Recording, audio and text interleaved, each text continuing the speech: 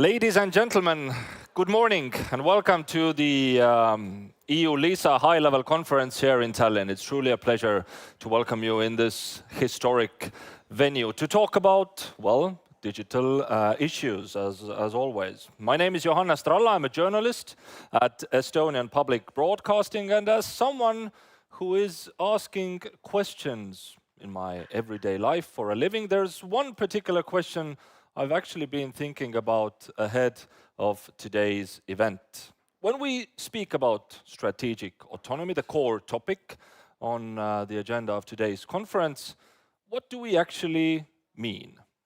And what does it actually look like in everyday decisions, in how we manage borders, share data, protect infrastructure, and design digital systems that are expected to last?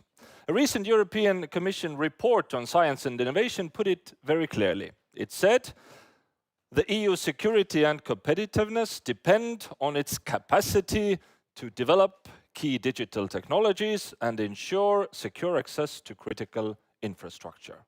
Now, this sentence captures a lot of what's at stake today, but it also leads, at least from my perspective as a journalist, to more questions. Does the EU's ambition for digital technological sovereignty match its actual capabilities? Are we actually investing in solutions that are not only secure and interoperable, but also scalable and cost efficient? And where do you actually draw this balance between efficiency and technological sovereignty? Now, these are some of the questions that we'll be exploring throughout the day across panels, presentations, and conversations. And you'll hear from people who are really deeply involved in this work, from the European Commission, of course, EU agencies, member states, to legal experts, system architects, and innovation leaders. Now, my role today is to help guide those conversations, of course, to ask questions that open things up and to connect ideas. But I'm not the only moderator today. You have actual experts in the field from EU LISA to guide you through many of the conversations ahead today. Now, a few practical notes before we begin. This event is being live streamed on the conference website and also on our virtual platform. Participants on our virtual platform can also interact by asking questions during the panel sessions. Those questions will then be visible for the moderator. So we also have a microphone here in this hall. Now, throughout the day, we will also be using Mentimeter for short polls. So please keep your eye on the screens for instructions. Coffee breaks and lunch, as hopefully you already discovered, are served in the next hall here. Signs are in place and our hostesses are happy to guide you if you are needed.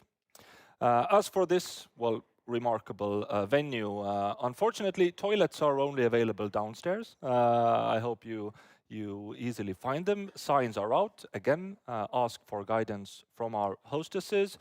And people in the venue kindly ask for you not to go perhaps discovering all the hallways independently. We actually have a guided tour for that. From my own experience, it is actually possible to get lost here. So please wait until the guided tour in the evening if you are really interested of experiencing more of this historical building.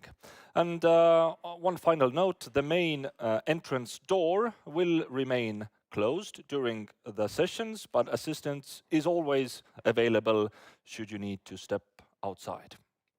Ladies and gentlemen, let's begin with a series of welcome remarks from leaders who shape the agenda at the highest level. To formally open this year's EU LISA high-level conference, we begin with a message from the European Commission. Please welcome European Commissioner for Home Affairs, Mr. Magnus Brunner, who joins us via video.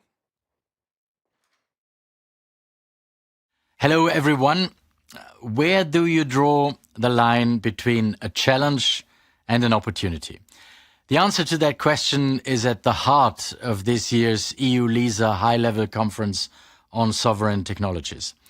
On the one hand, the European Union is faced with serious challenges when it comes to the security of our external borders. In Poland, Estonia and Finland, I've met with border guards and I've seen firsthand what is happening on our eastern border. I've also visited our ports and met with the operators who are leading the fight against the trafficking of illegal drugs, and I've seen how asylum and migration systems in southern Europe are being put under strain by the ruthless actions of migrant smugglers. Securing those borders is a big challenge that will require not only significant resources, but also joint thinking by the private sector and government. But strategic autonomy is also an opportunity. The European Union is a world leader when it comes to innovation. In today's increasingly uncertain world, we have a unique opportunity to position ourselves on the frontier of new technology in the growing security economy. To do this, we will need excellent governance, clear rules, and also well-defined objectives. For all of these things, today's conference will create very important impulses. Let's think big, let's think bold, let's set our sights high. Which brings me back to the question about where to draw the line between a challenge and an opportunity. I think with enough ambition, there is no line. Every challenge can also be an opportunity. Thank you very much.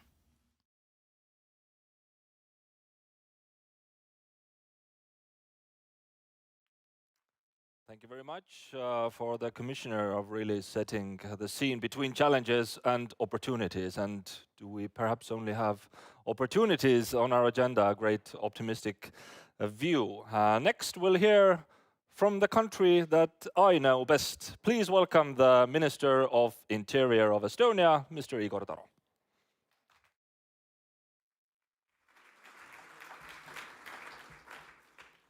Good morning. I guess I can't give all the answers right away, the answers for the moderator's questions, because otherwise it would be no point of continuing the conference. But dear colleagues, dear organizers, ladies and gentlemen, thank you for the chance to speak today on a topic that is very important for Europe's internal security, strategic autonomy, and how reliable technology can keep our borders open for our own people and closed for those who shouldn't enter. When I speak about strategic autonomy, I do not mean only technology. It's also about our values, about our independence and the choices we make to protect internal security. Our goal is that technology, both hardware and software, is developed and produced inside the European Union, based on our own knowledge and skills. Then we will control the technology and not let foreign producers or suppliers control us. Today, however, much of our hardware comes from Asia, and many important software solutions are made in the United States. Europe also lacks enough people with experience to manage large cross-border technology projects. This means that our wish to be independent doesn't always fit the reality. But besides technical matters, we must also think about values. Europe has high standards: data protection, personal freedoms, openness. The question is, can we trust all solutions from outside, especially when they concern our security and borders?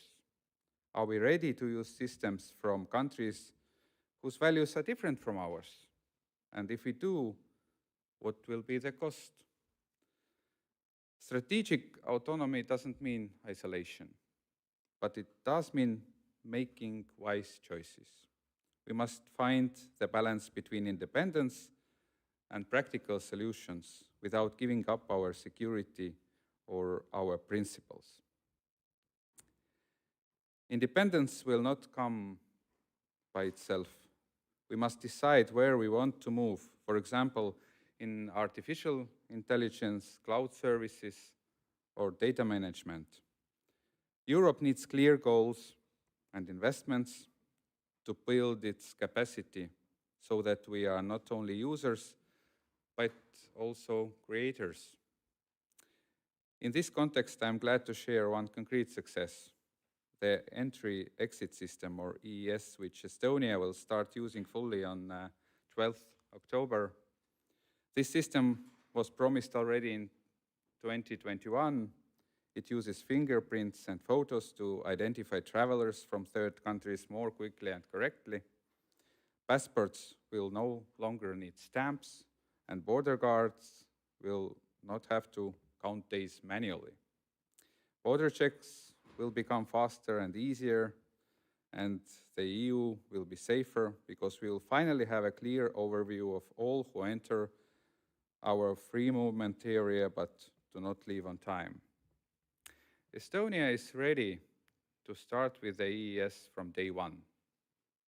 Due to Russia's war of aggression in Ukraine, crossing at our external border are lower than ever, and I'm confident that we can manage even at land borders in outdoor conditions, where photographing and fingerprinting are more challenging than in airports or ports.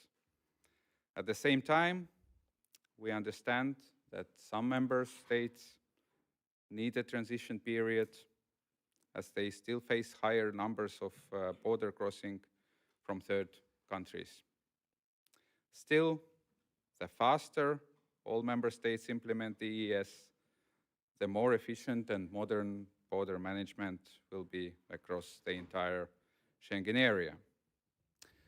The EES is not a single project, but a part of a larger European plan for security and technological independence. It shows that when we share the same goals and work together, we can create solutions that serve both our practical needs and our values.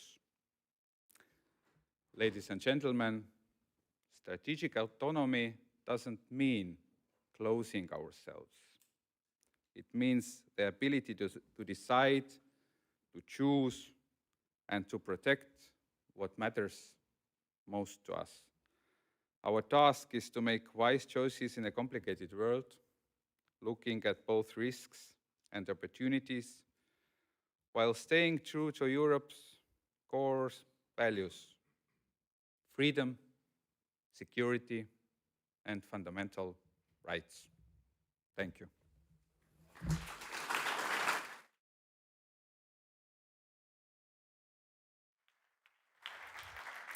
Thank you very much, Minister, for reminding us the challenges both on the hardware and on the software side, but also reminding about an important milestone ahead of us on really October the 12th, something I believe you and your colleagues have been eagerly waiting for quite a few years. Our next speaker, ladies and gentlemen, might also mention the October 12th important milestone. He is very much in the heart of running and keeping an eye on these processes. The chairman of the EU LISA Management Board, Mr. Rene Vihalem. The floor is yours.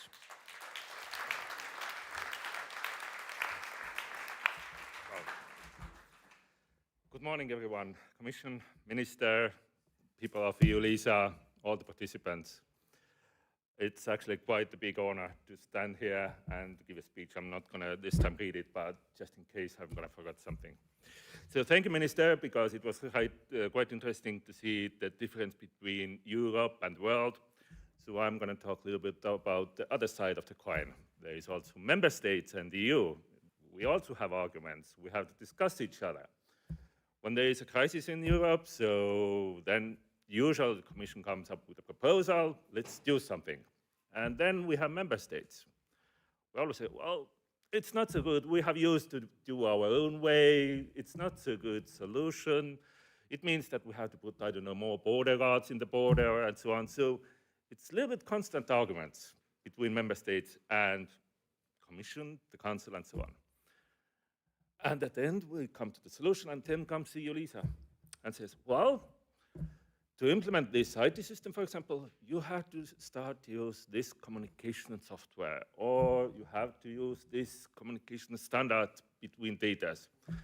And again, we have to discuss that, how it's possible. We have never used this standard before. Are you sure this is a good standard, what you propose to use? And oh, maybe something is coming from the United States. Is it good? So there is constant arguments. But believe me or not, at the end, the member states basically had to give up a little bit of our autonomy, our sovereignty, because we see the added value on many, many systems. Also with the software part, we see many times our IT people will say, no, it's not good. But if they start to see what's actually inside in the software and what it does, maybe it's a good thing. And I see also changes in Estonia that actually, because of EU-LISA, we're also starting to use some of the solutions internally in Estonia. But again, it means talking with each other, talking about the software solutions, talking about the solutions to have a new way of working, and so on. So it's constant talking, discussing, and it doesn't mean that the Commission and the EU just says that that's it, nothing else can be done. No, they also listen what the member states are wanting to have. So it's cooperation between each other. Yes, it was right that I want to say something also about the 12th of October. It's coming. It's been, I think, a long time waiting. And I think it's going to be a wonderful success. But, and I don't like buts, but this is my but. What I'm actually a little bit worried, what's coming after this, when we really start to see what's going on in Europe. Because thanks to the entry-exit system, we probably could start to see how many people actually are correct ones coming to our territory and then leaving in the correct time, but how many people actually don't leave our territory. I hope it will not be thousands, but I'm almost certain that because we start to see what's going on, there will be some political discussions first, how we're going to tackle this. Do we going to start to send out people? Do we going to find another solution? So we'll see what will happen. And I think our eyes will be open much better already next summer. So then we really see what's going on. So I wish everybody very good success. I'm really waiting to see all the discussions in here also. And I'm really proud that basically it's like a one family in Europe between EU, EU-LISA, and the member states. Thank you very much.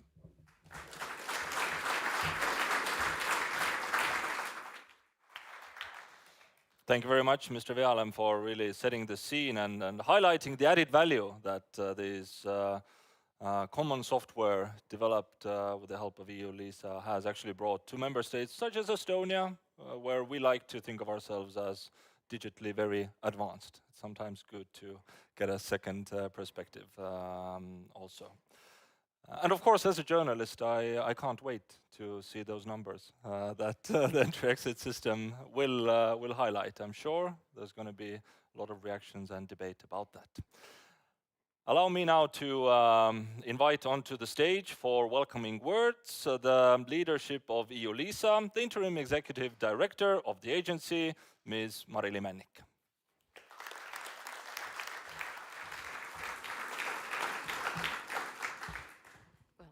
Good morning, ladies and gentlemen. I promise I will be the last one to welcome you for a very introduction. Then we will move on right to the high-level debates. But welcome here in this very beautiful Estonian statehood house, which has been renovated more than 10 years, and then finally it's ready, and it's really in the heart of heart of Tallinn city center. And as I have told you, some of you already this morning, I hope that EU LISA keeps on bringing you, these dear guests, to different, very beautiful locations, either in Estonia, in Strasbourg, or in any other place in Europe. And why did we choose this topic actually this year? Because yes, our annual conference hasn't been there for some time, and we decided to reconvene this year. And why did we choose this topic? And actually, indeed, you have already heard, right? EU LISA is at the full speed of implementing the new systems. We have already witnessed the major milestone actually in May when we put into operation the shared biometric matching system, which is the second largest in the world. And yes, indeed, next Sunday we are finally going live progressively with the entry-exit system. This is a major milestone for us. And then besides that, of course, we continue operating 24/7, 365 days per year, the existing systems that needs to be with a very high availability. But besides that, the agency today is at the crossroad in terms of the strategic decision. Our existing IT systems, the existing one, not the new ones, the existing IT systems and their infrastructures actually need very soon structural investments to upgrade them to the next generation. And we will need to take really important decisions in the agency. How are we going forward? And where are we going to invest? So we need to make these decisions, and at the same time as the world around us is really changing rapidly, right? The geopolitical tensions are reshaping our supply chains. Emerging technologies are transforming our societies, and the threats we face are increasingly complex and borderless. So in this increasingly uncertain world, from EU LISA's perspective, there are two major challenges that I would like to actually bring out to start this day. Well, the first challenge, indeed, it really concerns technological dependency. Already also our Minister of Interior, Mr. Taro, he mentioned that as an IT service provider, as a EU LISA to the member states and EU bodies, actually we really rely majority of the companies that are non-EU, that are coming from the non-EU countries. So all our supplies for both hardware and software, I'm not going to give you the exact percentage, but you can only guess that this is really close to almost 100%. And there is no way to significantly reduce actually our dependency on technologies from the third countries, at least in the short term. But however, we need to speak about opportunities. And we see there, first of all, three main opportunities. Expand the use of our open source software. Secondly, strengthen partnerships with the key allies in strategically important technologies. And third, identify European champions that could potentially fill the gaps. The same dependency exists in the crucial field of the cloud services. Public sector authorities across Europe, member states, institutions, agencies, we use a substantial amount of cloud services, and this is increasing. And this huge public sector demand could actually potentially be leveraged to boost the growth of European cloud service providers and help ensure data sovereignty for EU public sector authorities and strengthen our resilience. And importantly, at EU LISA, we also rely on a secure and reliable communication infrastructure for the delivery of our services. And as it's widely known, no surprise, Europe is not necessarily leading in this front when it comes to the delivery of the innovative and cost-competitive communication solutions, be it the 5G, satellites, or the fiber optics.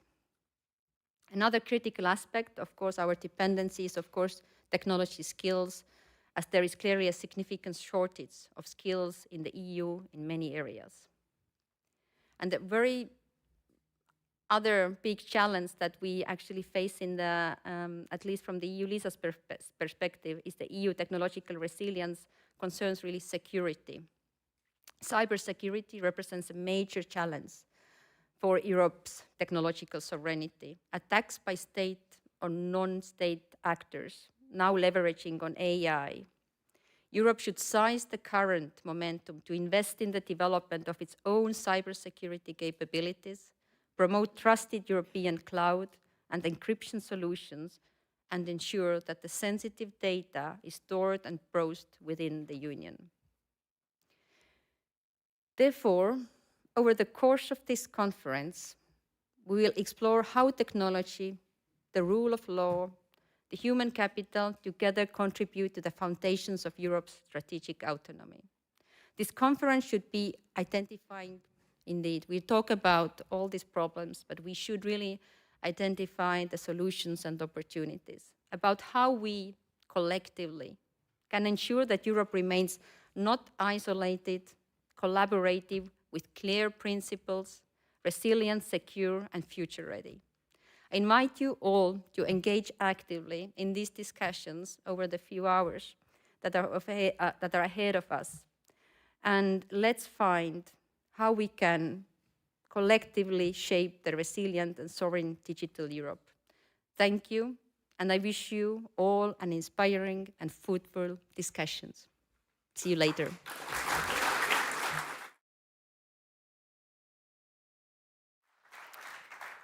Thank you indeed for all the high-level speakers for framing today's ambitions. Now let's dive into the first major discussion, a high-level debate on digital sovereignty.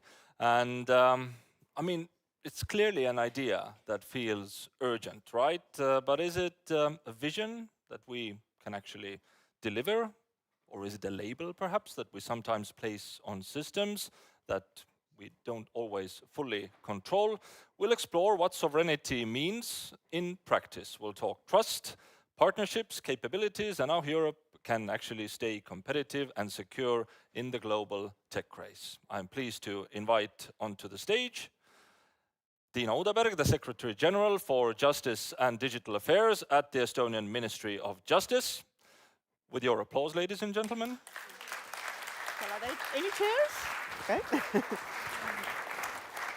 Philippe Van Dam is the Deputy Director General at DG Digit at the European Commission's Directorate General for Informatics.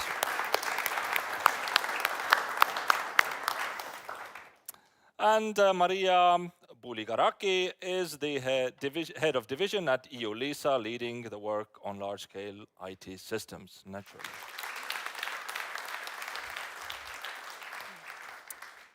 So, Mr.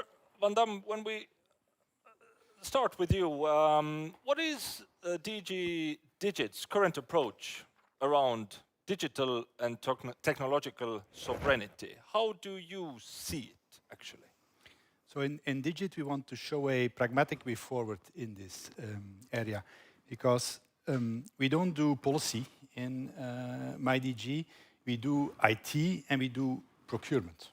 And our core business basically is very similar in that sense to EU LISA, is to deliver best-in-class services that are scalable, reliable, resilient. So we had to translate this notion of digital sovereignty, where everybody seems to have an intuitive sense of what it means, most of the time actually a different sense of what it means, into something that is more practical for us to be able to implement.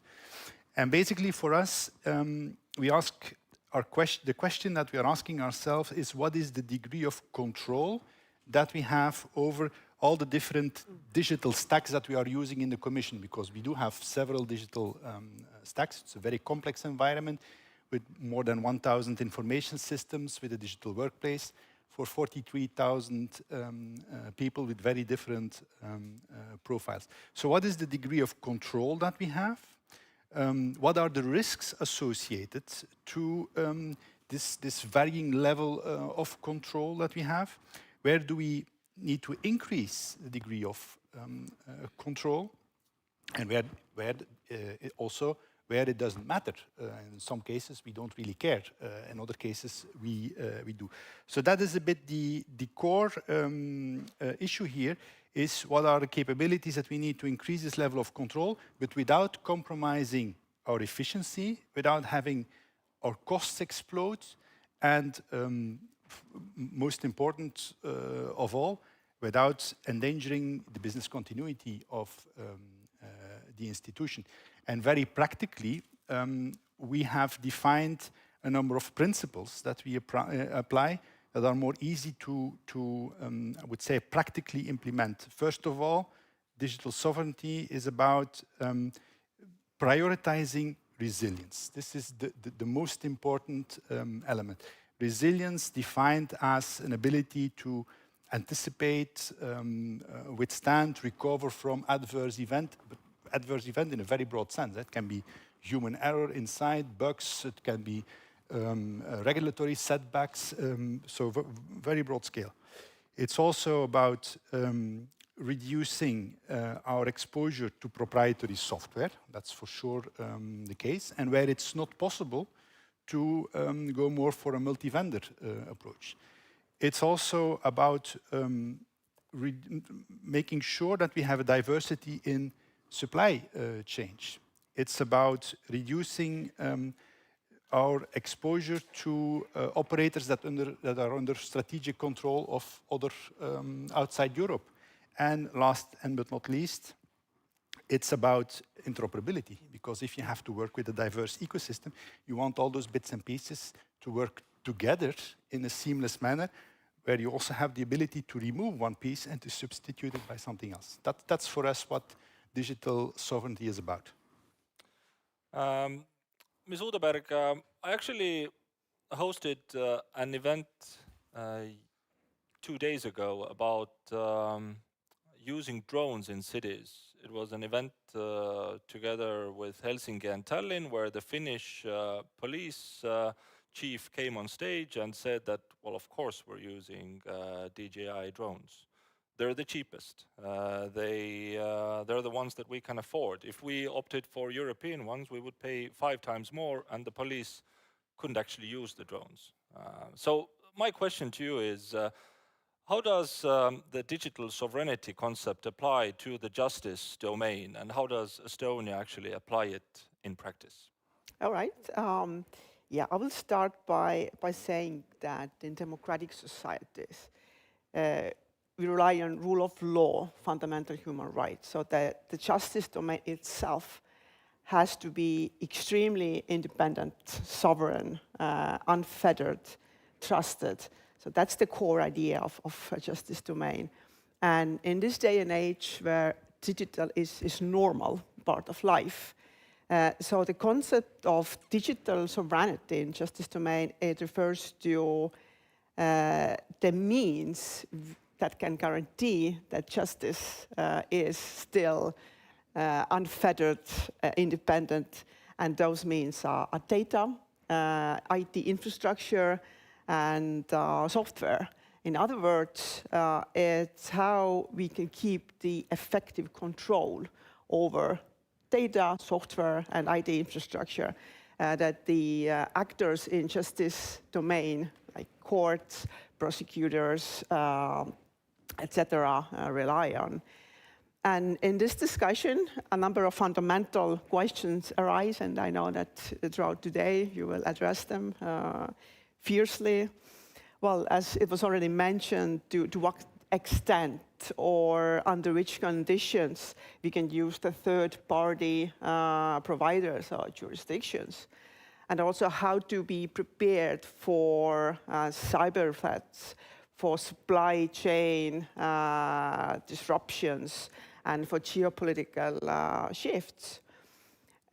Now, moving to your second part of your question, how do Estonia applies it? There are a number of core key components we are using. For example, for years and years, we have a data exchange infrastructure called X-Road, and that's a secure, seamless data transit between different actors. It's a strong system of authentication, logging. It's distributed architecture. It's software agnostic, so it helps us to avoid challenges as vendor locks or single points of failure. And most of our e-systems actually use it. Another very important component, of course, is cyber security, robustness of the systems, and it's not only the technical part of it, the standards and norms, but also human behavior, and also being prepared for crisis, for the worst case scenarios, and constantly testing it out. And also resilience. We have a concept or approach like data embassy. This is basically a data center outside of Estonia, that in case of something happens within our borders, we can still keep our country running because the critical data are kept or backed up in those data embassies. But of course, in Estonia and in EU, we have a number of challenges that we have to tackle.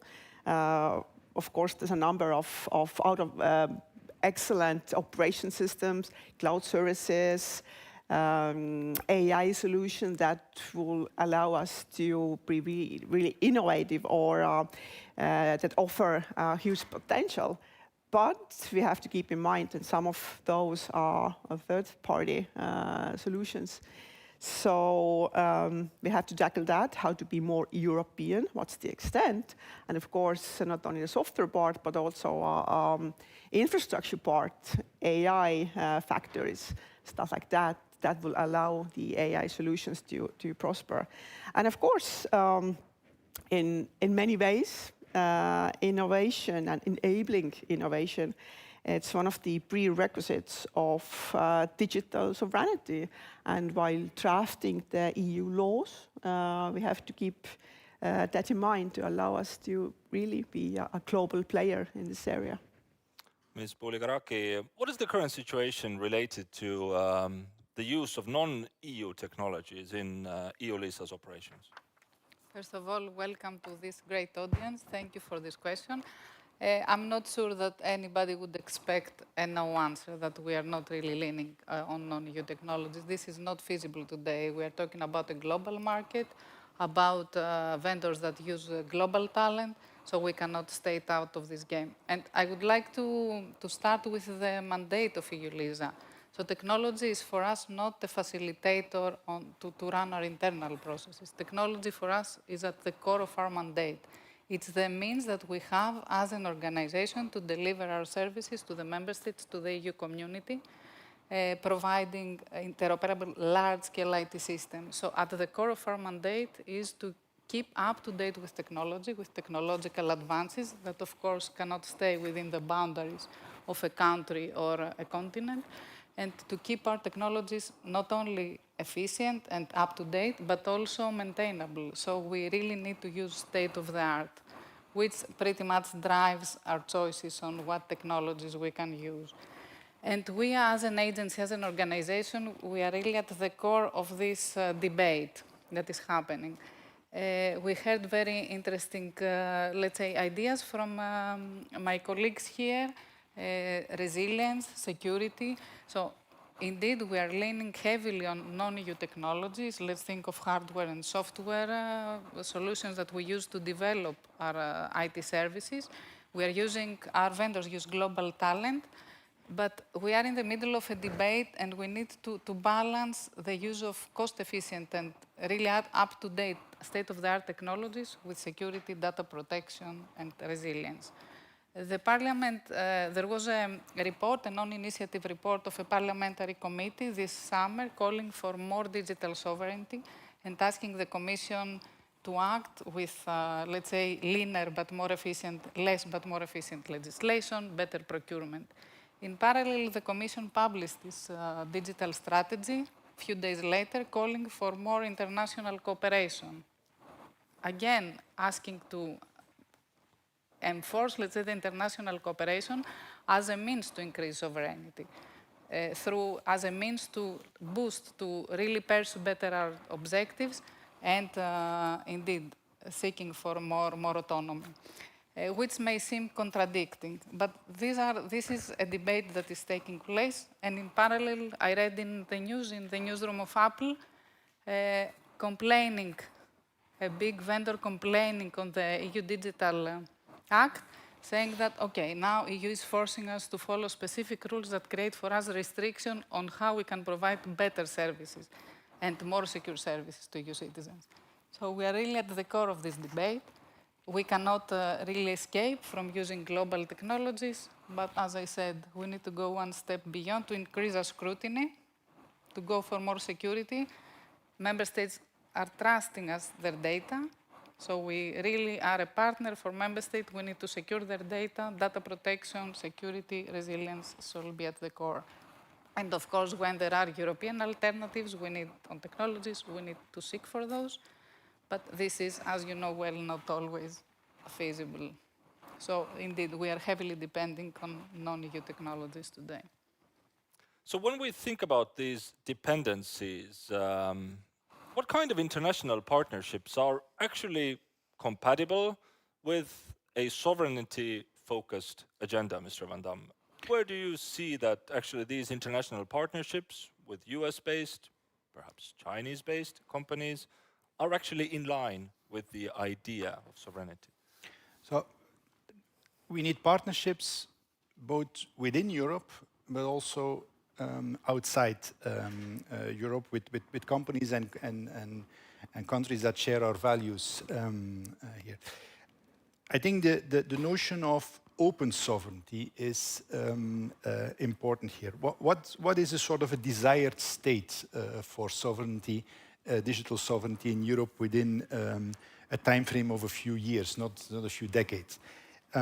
It's having a mix of offerings on the market that coexist and that compete with risks that are understood for everybody, so that decisions, investment decisions in every company, in every public sector organization can be made consciously. A market that is competitive, that allows us also to control cost. And in that mix, there is indeed, as I said, also room for non-EU solutions as long as they respect our norms and values. So within Europe, if you look at the partnerships within Europe, we have very few large companies that basically offer end-to-end stacks. So within Europe, the notion of partnerships is important to create basically coherent ecosystems with end-to-end service offerings. I had 2 weeks ago the CEO of OVH Cloud in my office, and I told him again, you cannot do everything yourself. You need to partner up with companies within Europe, smaller companies that have basically interesting software stacks that we can combine those offerings in something that is interoperable and works well together. For us, as users of technology, it will mean a change, because today I think we are too much a technology consumer, and we have to become partners with that ecosystem as well. So as a client, become also a partner of the market and be ready to accept that solutions will need further development to reach the same level of maturity. And if you then look at partnership outside of Europe, basically this has been the approach of the Commission all along. I think most of you know that we had a long time issue around the use of M365 and data protection, where the European Data Protection Supervisor said, Commission, you're not compliant by using this technology. We have been working together with Microsoft.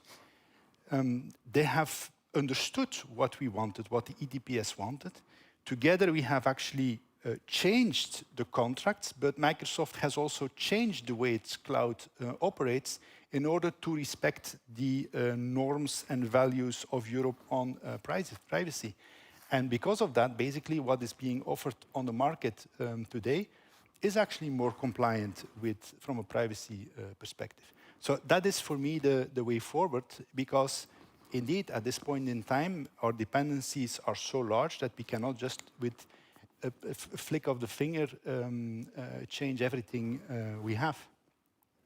Dina, when we're building large-scale systems, how much compromise and balancing point do we actually have to find between cost, speed, and really the long-term trust and the amount of control that we have? Is that a dilemma that you often face, making decisions on what kind of investments to make. This same dilemma that the Finnish police chief told me about, that, well, we wanted to bring the drone technology to the police officers on the field as soon as possible because we see it brings so much added value. It is an ecosystem that is clearly, well, not under European control. It's Chinese companies. So how do you balance these values? Yeah, I think that's a very good question because it is the dilemma, I would say, in this area. Yeah, there's time, there's security or safety, and there's cost, and not only cost in order to buy it, but life cycle cost in many ways. And of course, the fourth, I would say, element of this formula is the change. Technology, especially in IT, it's a very, very fast changing pace. So at the moment, given the geopolitical reality we are facing here in Estonia, being some 200 kilometers from Russian border, I think in our case, the time is a bit more important than the cost. Because, yeah, we need the solutions also in IT very fast. And for the same reason, I would say security, cybersecurity, the safety of the system is also a bit more important than the cost. But of course, on parallel, we have to keep in mind that keeping the developments or the solution as Estonian or as European as possible, it's also a part of the formula we have to keep in mind. So there's no easy question or easy answer to that question. Different countries see it differently, but yeah, I think that's the main argument for how to be in Estonia and see that dilemma. Maria, how do you see that dilemma between speed, cost, control, long-term trust? Of course, as it was just mentioned, the debate is very different depending on the political situation and the international scene political priorities. So for us, as EULISA, as an agency that needs to deliver the IT services in a most cost-efficient way and given a very, very strict timeline that is, let's say, governed by EU regulations. So we need to balance, maybe we are not at the forefront of this political reality. We are not in the same situation as our member states are, as EU Commission is. But indeed, we need to balance this cost efficiency and time in a really, I mean, our margins are really strict. And when we speak about the use of technologies, we have to use the technologies that offer us the possibility to balance this cost efficiency with the time perspective. So, Mr. Van Dam, are there areas, and that perhaps as a provocation might even go too far, are there areas where Europe should actually reduce its digital ambition because, well, the cost or complexity simply outweighs the value? Look, the role of the CIO has always been to balance performing with transforming. In a sense, there is nothing new. So we always had to manage risks. What has changed is that there are new risks emerging. While actually, unfortunately, the old risks are still there as well. So this is what the key realization here. So about reducing ambitions, okay. What is the desired state on digital sovereignty? If it's formulated about arriving at a full independence of our technology, in a sense, let me give you a joke. You know the joke about the traveler that is lost on the countryside. And he sees a farmer working on the field. He stops and asks the farmer, I would like to go to that city. And the farmer looks at him. Ooh, if you want to go there, I wouldn't start from here. This is digital sovereignty. We would like to go there, but unfortunately, we do have to start from here. So reducing the ambition, no, we don't need to reduce the ambition. We need to find a pragmatic way to get there. So are we building policy around what's actually technically possible today or what's politically desirable? I think that doing policy is always and has always been about creating a new target situation that is desirable. Otherwise, I would say there is no use for politics, because in essence, this is about creating a new desired state. So that is by itself not the issue. Where we have to find the right balance is to make sure that the desirability is at the same time balanced with a proper sense of reality there. That is for me the key element here. In the Commission, for instance, what we are doing very practically since this year, because we have introduced a digital-ready policy-making framework. Too much in the past, we have made policies that without actually properly understanding the digital implications. And this has a lot to do with digital literacy. Not digital literacy by the IT people, digital literacy by the policy makers. We are investing at this very moment very much into this digital literacy of our administration, about the people actually writing, creating the laws, so that they properly assess what is feasible, that they properly assess what are the digital implications of what they are proposing. And there we still have a long way to go. Maria, you wanted to comment? Yes, this is a very interesting question, and we see often as an organization ourselves in between a debate what is politically, let's say, desirable and a vision, political vision, and what is technologically achievable. And this is a two-way debate, because technology can really open up new potential and new possibilities to implement in a better way and to have better policies, but also vice versa. Maybe we have very inspirational policies that technically you don't have the best way to really make them practice as you would like. So this is an open dialogue on how, and indeed, this digital literacy of politicians or facilitation by the, let's say, right actors is very important to keep this dialogue open and to create policies that use technology in the best way to reach their goal, their objectives. Dina, how do you see that dilemma of political ideas facing technological realities, let's say?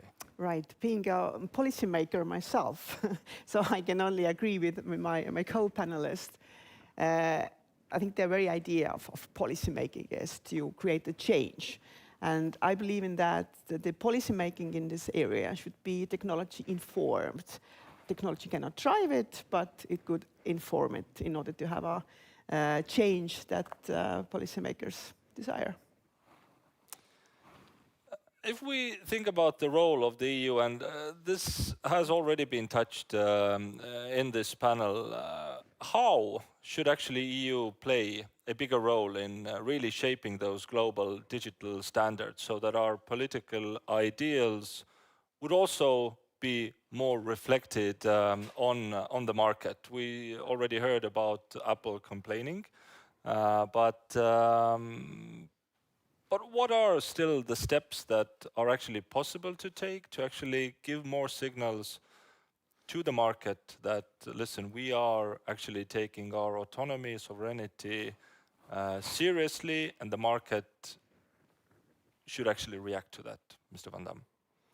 So I don't think we can come up with a magic legislation that will suddenly revert the historical dependencies that we have. I would even say that overregulation is one of the issues we are trying to address at this moment in Europe. Although overregulation is not necessarily the right term. Sometimes it's also more an excess of zeal on compliance and bureaucracy in implementing the laws. So I would inverse the question in a provocative manner. To paraphrase Kennedy, ask not what Europe can do for you, but what you can do for Europe. Because the market, that is actually all of us. It's all of us. And the market is what we are collectively buying, what we are collectively procuring. I have spoken already to a number of CIOs of small and medium enterprises. You know what they say? Don't just give us grants, give us clients, buy our products, because this is what will make our European market evolve. This is what will make those products better. And collectively, this is what we are all doing. We are buyers also on that market. So we need to have also a bit more collective awareness of the risks and start steering what we are procuring. Because just thinking that legislation will solve it, I don't think so. When you talk about all of us as citizens, what we can do to Europe, I'm just wondering, how do you explain this idea of digital sovereignty to voters who are used to using TikTok, Facebook, Instagram, who perhaps do not see it as such an important ideal to invest more money in? So what do actually citizens gain from this digital sovereignty? Do they understand it? This is indeed the $1 million, not dollar, €1 million question that you're asking there. I see today in Europe not enough European thinking. And with European thinking, I don't want to contrast this with regards to anti-non-European. I want to contrast this with national thinking. I was in Copenhagen last week with the CIOs of the member states here. There are still member states in Europe, for instance, that have legislation that say we need to put our data within our borders, our national borders. If we have legislations like that in member states, but how will we develop a European cloud industry that can compete? So this national thinking, and this is also then reflected with the citizens, this is for me still the thing that actually keeps us small in Europe. Tiina, how do you see the message being brought to the citizens that digital sovereignty actually matters? People in Estonia obviously have a lot of trust in Estonian IT systems, but they don't mind using all kinds of international software and actually finding the software that meets their needs on a day-to-day best. Do we care enough about the digital sovereignty issue, and how do you bring this idea to the citizens? Yeah, that's also another, I think, €1 million question, €1 billion question. Yeah, well, I would say that I believe in choice and free will of the citizen, but as a representative of the state structure, we should lead the way. All the systems belong to the governmental domain should be absolutely flawless, and so that will allow citizens to follow the lead. Of course, education from the early on, from the kindergarten up, that's important in order to explain what could be the risks if they are not using, let's say, safe and secure software elements. I think that's the way to start. It's a long road, but I'm sure it will pay off. Maria, I mean, do citizens actually feel this digital sovereignty before it fails, I mean, then we will clearly have an idea, okay, now the system didn't work.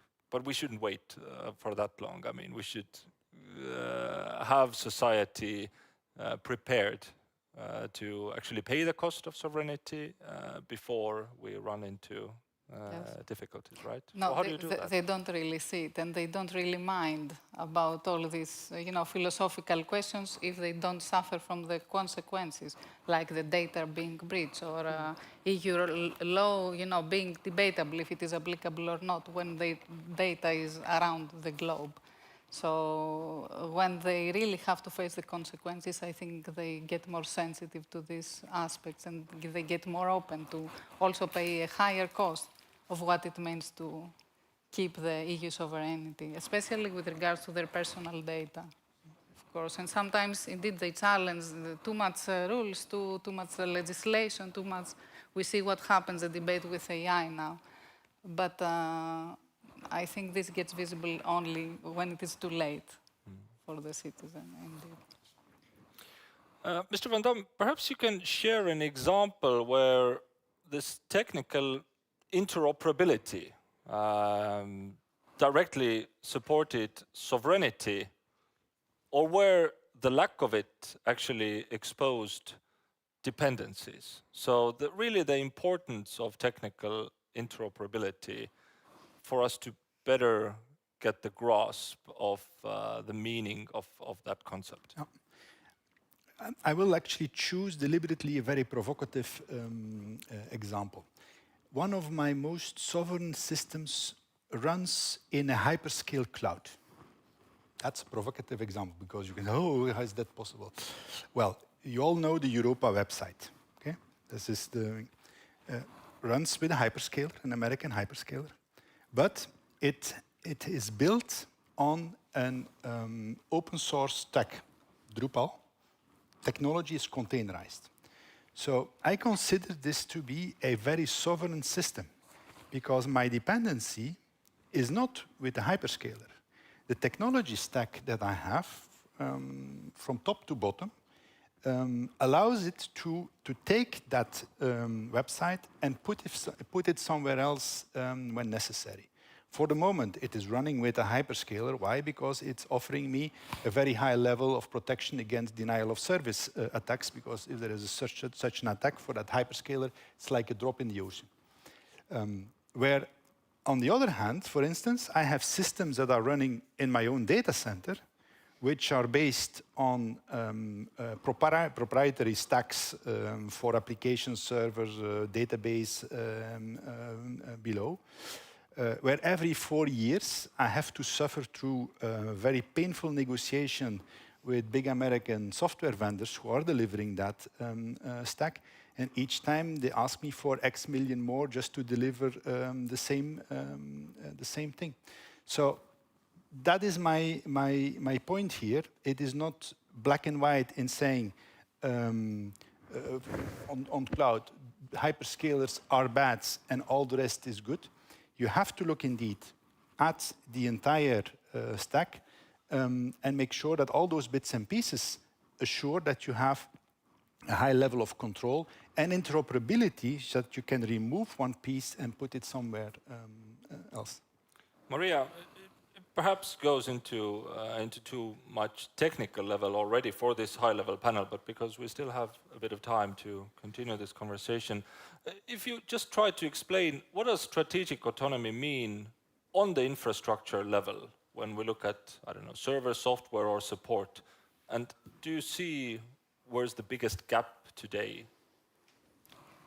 Strategic autonomy, what it means on the software hardware level, it means that the means that you are using, software and hardware, is a means to deliver the IT services, allows you, enables you to safeguard the data, for example, of the European citizens that you host in your premises. Or it means that there is traceability of all the actions that you take, and you can really understand through a proper technical mechanisms, let me not get too technical on logging, etc., on what is going on, how you process the information of the European citizens. So while it looks like a very straightforward, let's say, decision on what type of software or hardware you will use. There are a lot of questions behind on how you will increase the scrutiny and what visibility you can gain through the use of this software and hardware to safeguard your autonomy and technical sovereignty. Dina, I wonder, are there any regulatory barriers that you see that are currently making more difficult for member states like Estonia to actually pursue this digital sovereignty in practice? Or is it the other way around, that the regulation is there and is perhaps, well, too idealistic in a way, that the practical decisions that you have to take are, well, somewhat different than the regulations might draw you to? Well, Europe, as we all know, it's extremely complex as a system. So there's a lot of good examples and unfortunately some examples that make life for me or Estonians a bit more difficult. Of course, we are very pro having the norms in interoperability, as we discussed before, on cyber, data sovereignty, how we share the data, how we use it, how we share it. Of course, all the norms and regulation, it makes it more transparent for the industry, for the developers, companies to compete in the markets. But on the a bit more challenges side, I would say, of course, we all know that Europe is, I don't want to say bureaucratic, but thorough in many cases. So in many sectors, such as AI or quantum, it's just so fast developing areas that we cannot, as a Europe, keep up with those developments. Of course, there's uneven digital maturity among the European nations, and sometimes some norms could be too complex, so they can exclude less advanced member states or disrupt existing national solutions. And sometimes it might penalize forerunners. As I already mentioned, the X-Road solution in Estonia, that's the, as I explained, the main data transfer, let's say, gateway or system that all the Estonians use for communicating with the state. They have all the certificates, all the documents there. And at the same time, European Union is developing so-called wallet system that has a bit different logic behind it. And in Estonia, of course, we have a dilemma. So we don't have, there's no point in having two different systems doing the same thing. So how to combine it in a way. So we are forerunner in this area, and somehow, I don't want to say we are being penalized, but it's a bit conundrum for us how to make the both work at the same time. And of course, as we mentioned, we cannot be too isolated as Europe, because the ecosystems in many areas are so global. We don't have to put our companies or restrict our companies in this area. But of course, doing it step by step, sharing the best practices among the European countries, thriving, maybe agile, standardization in some areas, that's the way forward. So let's keep a positive view on that, and let's solve the complex challenges, but they are still solvable, I would say. Mr. Van Dam, is there a risk that digital sovereignty becomes, in a way, too politicized as an ideal, and somehow loses clarity as a technical and a strategic goal? So the people who actually need to make those operational decisions will struggle. Yes, and it starts to a certain extent already be the case. As I said, there are new emerging risks, but all our existing risks have not gone away. And if we now just basically consider that digital sovereignty is the only game in town and that we have to focus exclusively on that, we may actually have very big accidents because we're starting to ignore all the rest. And that is what we are trying to do. So, this week, for instance, we are going to launch a big tender for sovereign cloud. What is special about this tender is that we apply those principles that I mentioned in the beginning, not excluding anyone up front, because that's sort of the easy way to sovereignty is say, you can't compete, and yes, we like you, and we can like you. That doesn't work like that. So what we do there is, in that tender, we have defined what sovereignty means around 8 objectives. Those are strategic, legal, data, operations, the technology stack, supply chain, even sustainability is part of that. We measure also what sovereignty means for those sovereignty objectives. And we allow actually everybody who has cloud offerings, whether they are European or non-European, to participate in that tender. And we will measure each of those offerings, whether they are pure EU with EU technology stacks, whether they are hyperscalers that claim to have sovereign stacks, whether they are European companies that are using non-EU technology stacks. Say, please compete. We have defined what sovereignty means according to all those dimensions, and we will provide a sort of a scala of options where, based on the use cases that we have and the risks that we see for that use case, we can make the most appropriate decision. That is the pragmatic way forward, because otherwise it's going to become very politicized. And if there is anything that is incompatible with procurement, it is politics.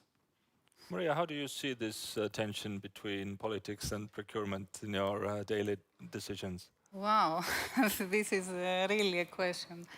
As an organization that we really need to implement, so we are not in the policy-making field. So we need procurement as a tool to help us deliver what we need to deliver with the most efficient, technically efficient technology up to date, but also keeping the boundaries of what we need to safeguard, data protection, security, be resilient.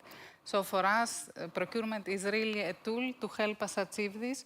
And I mean, we need procurement that is flexible enough to allow us to achieve these goals, but we also need procurement that help us, contracts that help us set the right boundaries to safeguard what we need. Dina, I want to add something to that? I pretty much agree with my co-panelists. That's a difficult one indeed, but I would say the most important thing is transparency in these cases. So all the procurement has to be as transparent as possible. That's the only way to ensure to ourselves that all the solutions we are procuring are indeed as safe as possible. And at the same time, we do not exclude good solutions that might be perhaps not over European.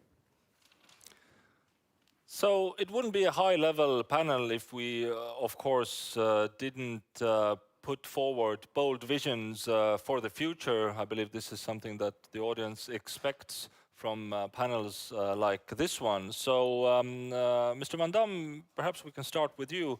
What would a digitally sovereign EU look like in 2030, and what are the top 3 priorities that the EU must develop to reach that vision? So,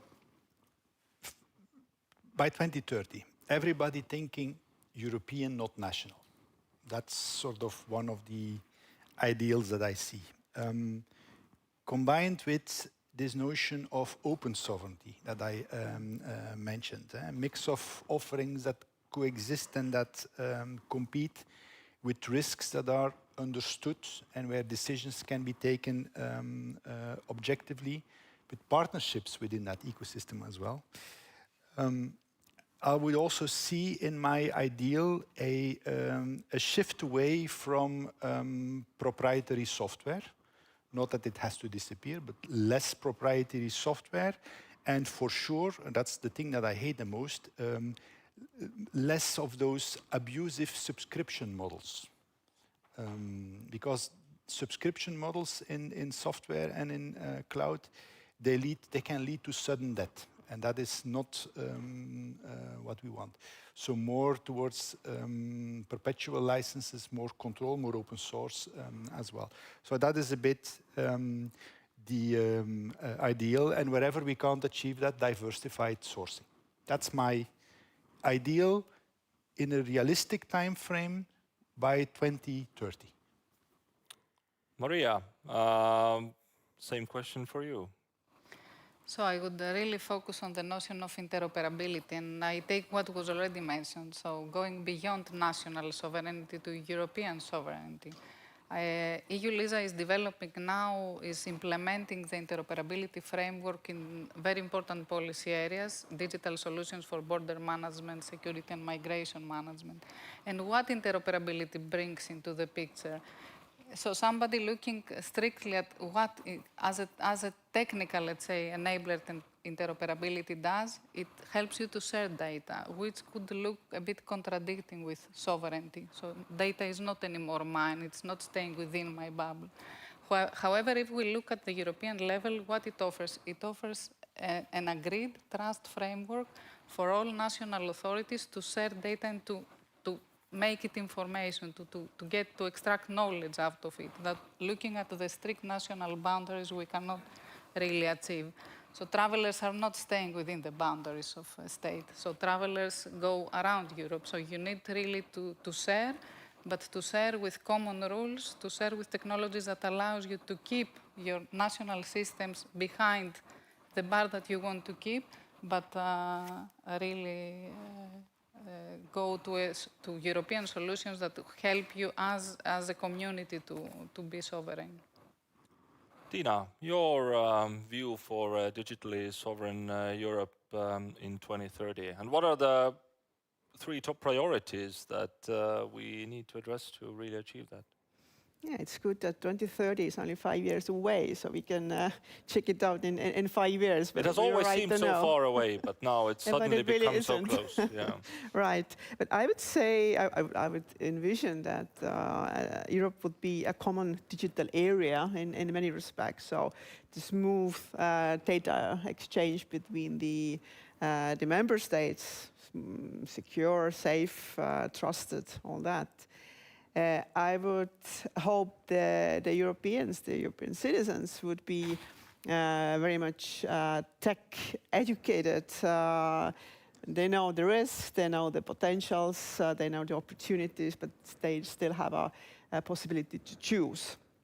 And also the open sovereignty, we should be, or we could be much more software agnostic in a way. But still have a strong place in this global tech IT ecosystem as Europe. So that will be my 3 points to offer at this point. And to wrap up the panel, what do we really need to get right in Europe in the next 5 years to make that digital sovereignty ideal real? That one crucial decision or one crucial ideal, Philippe? Collective awareness of the emerging risks. That's in one sentence, because that is what will start driving a different behavior and a different approach also towards the market. I think that's what the market needs the most. Collective awareness of the emerging risks. Wonderful. Maria? I think partnerships. We cannot solve these very challenging problems in our bubble, so partnerships between the states to have a European response. And Tiina? Well, I tend to agree with Philip here. So the common awareness, having the understanding what are the challenges, but still having the will to somehow find the solutions. That will be the key from my side. Ladies and gentlemen, dear panelists, thank you so much for this debate, and applause. Thank you.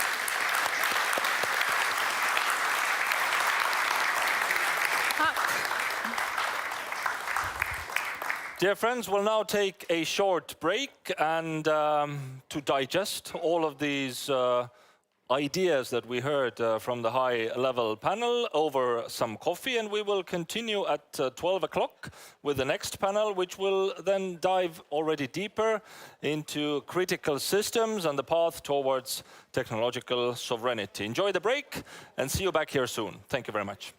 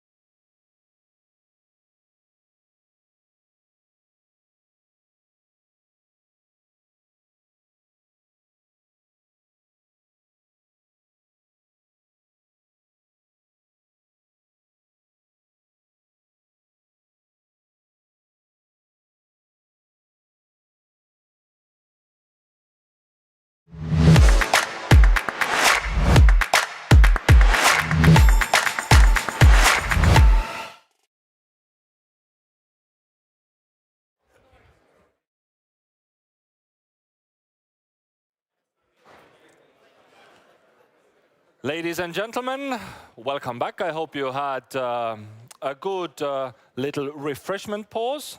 I certainly did. Digested some of the views on the strategic perspective that we heard in the first high-level panel. But it's now time to turn our attention or focus from strategy to critical systems, from cloud infrastructure to biometrics. And the panel that is about to begin will ask, what do we need to build and who do we trust to build it, to put it short.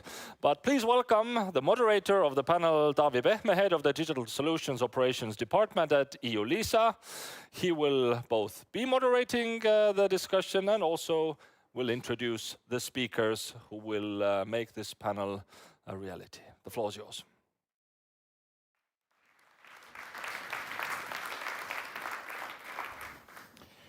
Many thanks. I think we can say good afternoon. It's 2 minutes past 12, right? Good afternoon, ladies and gentlemen.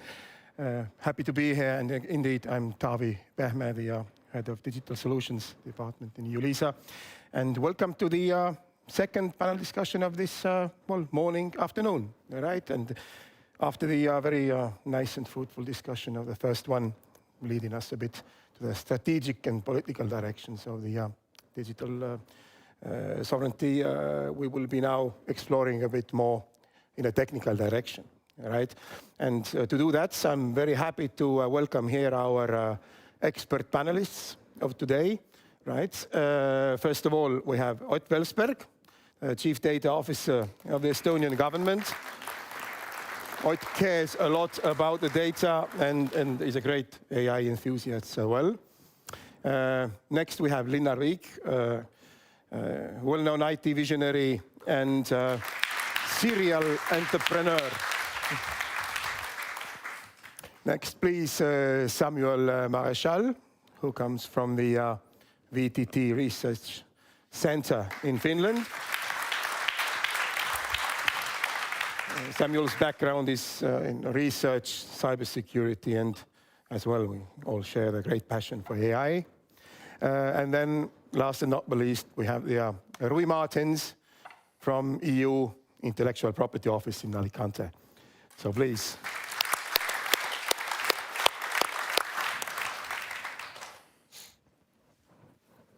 All right. So why don't we get started, right? And we got a very nice direction indeed from the previous high-level panel, saying that there is a clear strategic and political will to build up the European sovereignty of the systems. Well, now the question is indeed, we should do it as well in a very practical way, right?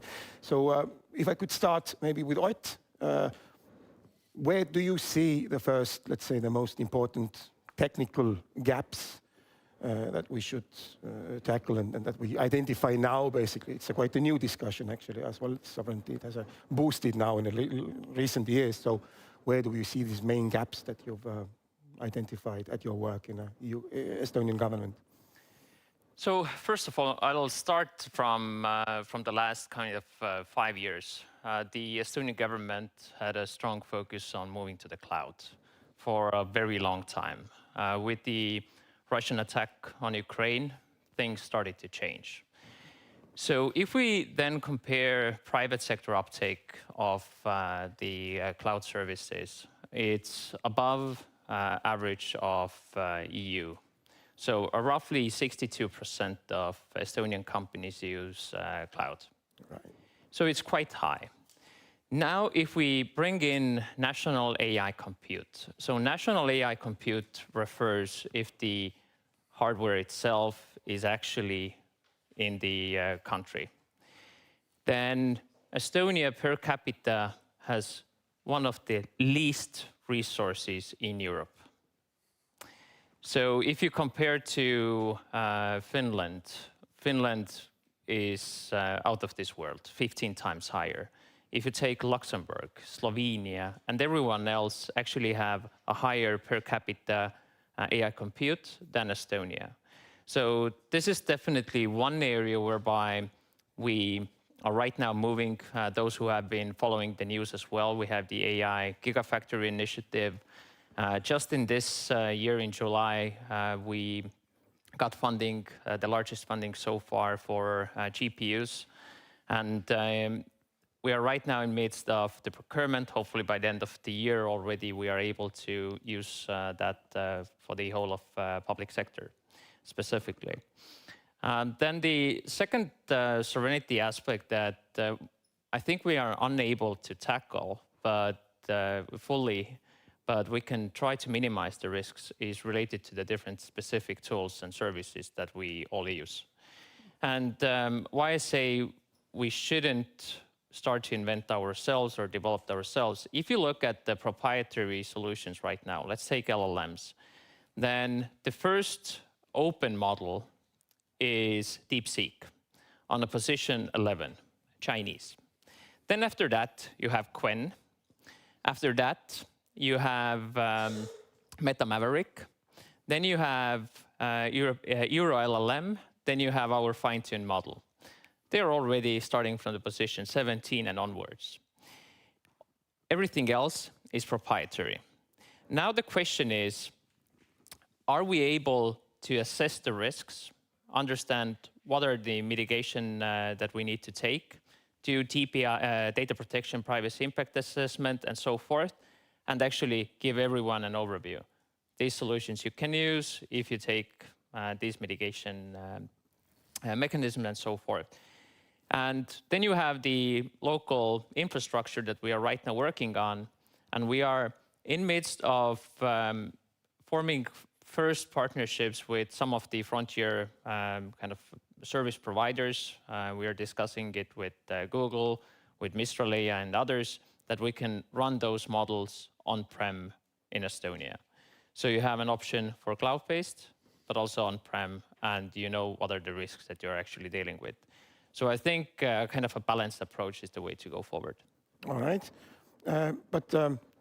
Samuel, if you pitch in maybe from the cybersecurity point of view, so we mentioned some gaps, but if we talk about maybe certain risks as well from a cybersecurity field, then where do you see the priority ones emerging at the moment? I will actually carry on a bit on this topic because I think one of the main risks that we have now is this risk of the supply chain. So software supply chain, AI supply chain, because we rely a lot on external components when we have to build these solutions. And for instance, if we take this modern AI system like generative AI, large language models, it's impossible to build them from scratch on your own. You need a lot of external components, so starting from data, then often these foundational models, and there are not many of them that are open source and developed in the EU. So DeepSeek is one example, but there are many others. And often you rely on using those models and just basing your choice on performance. So they seem to be good at something, but then you don't know if there are some hidden vulnerabilities, backdoors, put in place by those developers that may lead to your application using this large language model failing down the line. Then also you need those AI development framework, and most of them also are not based in the EU, the ones that are developed, and this computation platform. So hardware is not developed here, and also often you use Azure, Amazon, like AWS.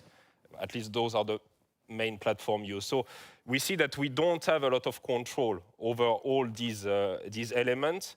So when we want to build a complex and high-performance model, we need to use all these pieces that come from other parties. And I think what is missing a lot at the moment are how to evaluate if those components are secure, their integrity is right, and it meets also the expectation that we have, or requirements that we have beyond performance.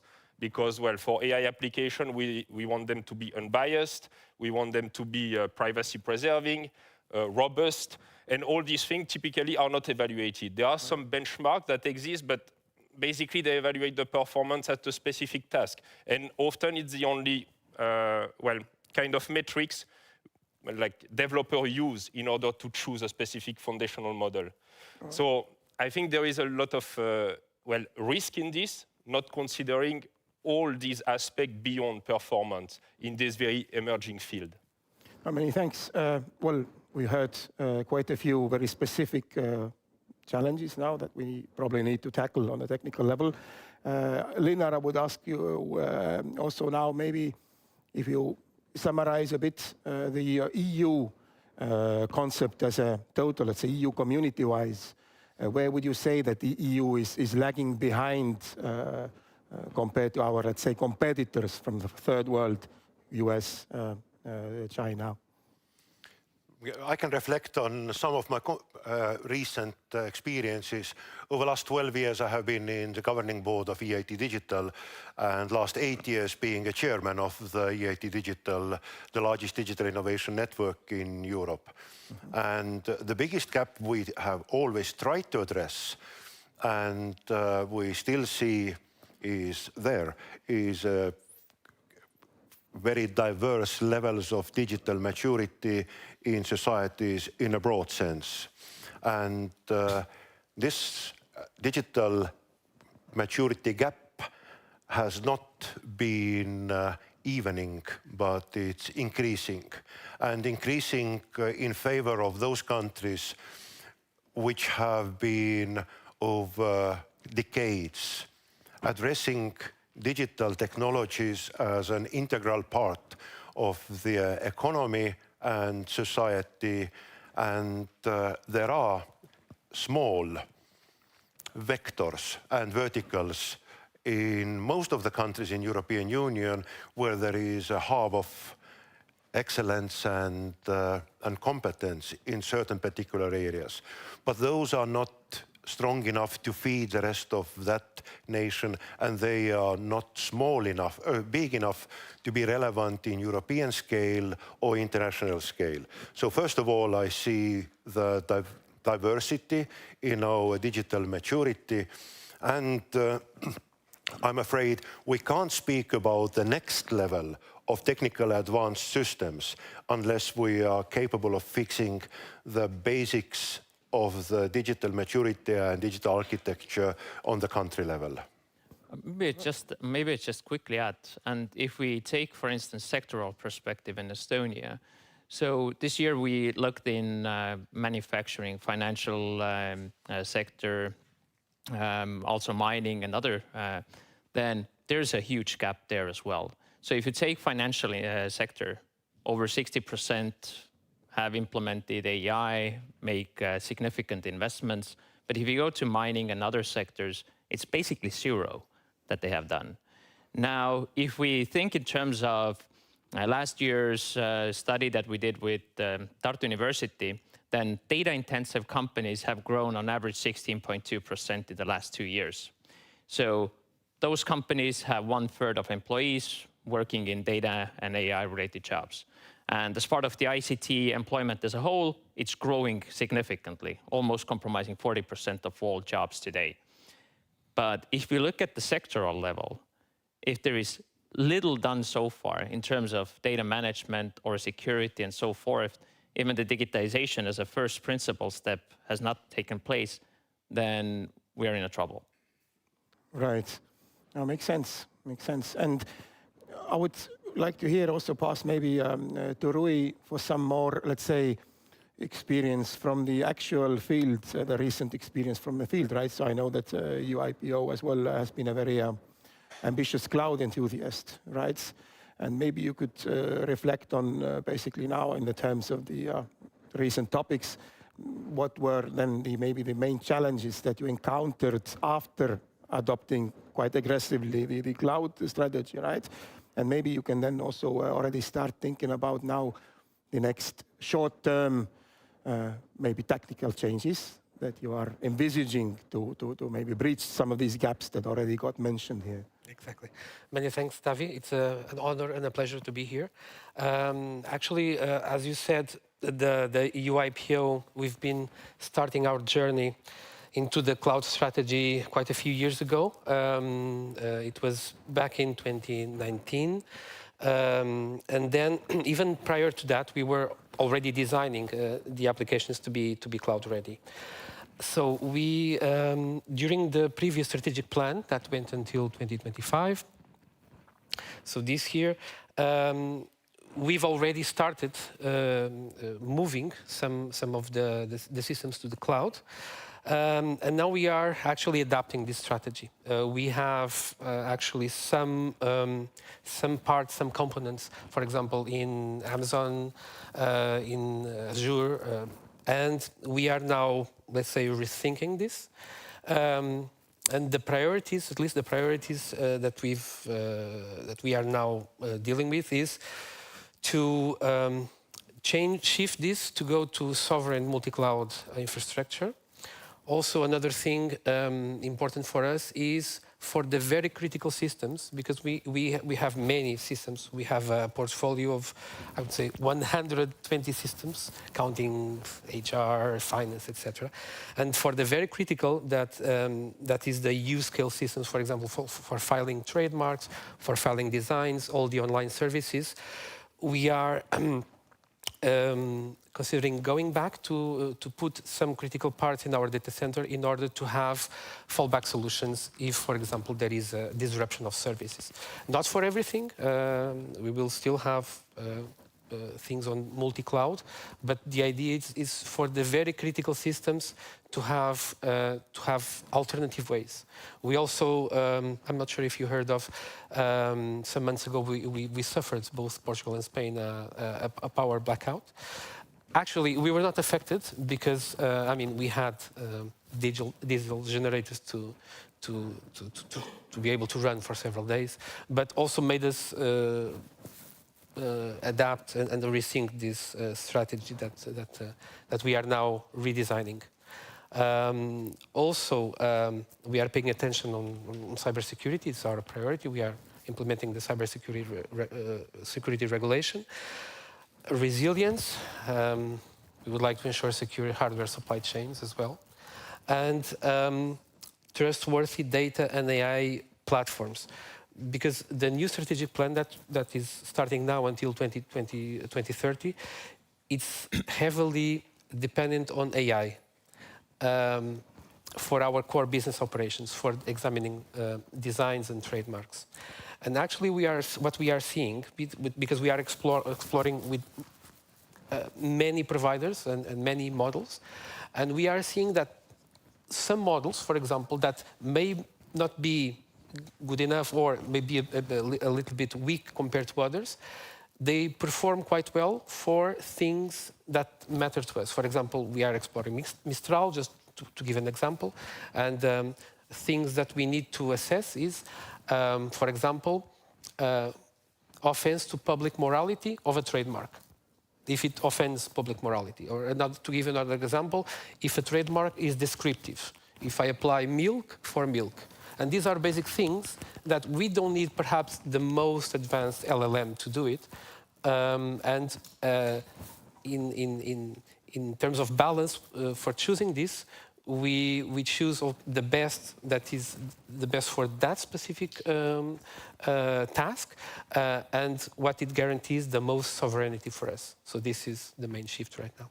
All right. Well, many thanks. But actually, maybe Ott, you can reflect on the same topic in terms of, like Roy mentioned, the efficiency versus the best solution there is in the market, right? So you mentioned also some of the sovereign models might be down the channel or the chain.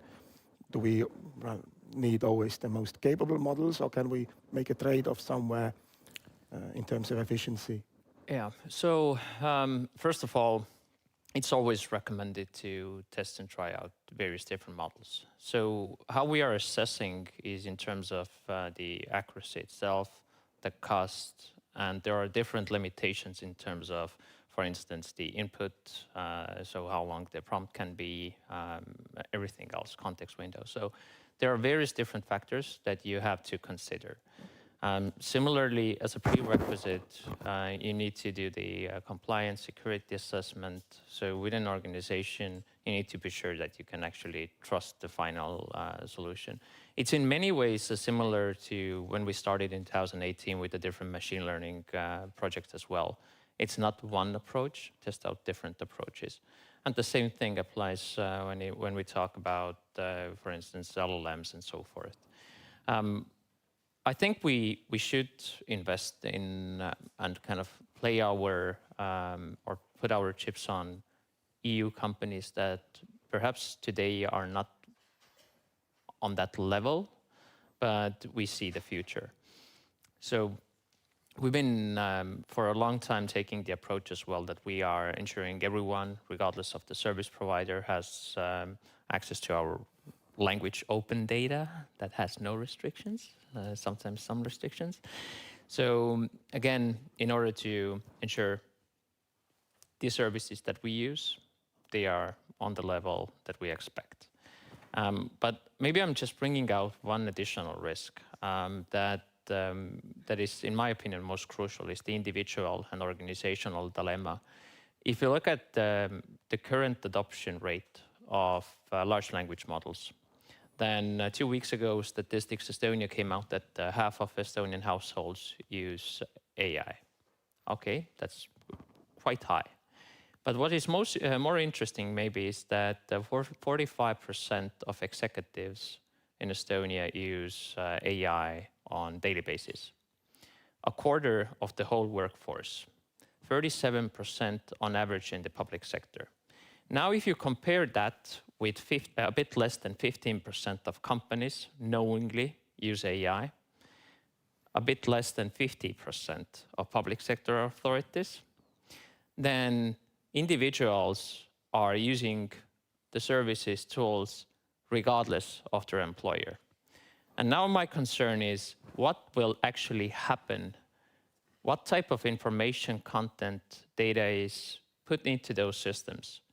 If organization doesn't have any process or approved list of solutions that can be used or principles or classification in place, who has access to what, logging and so forth, I think we are in trouble.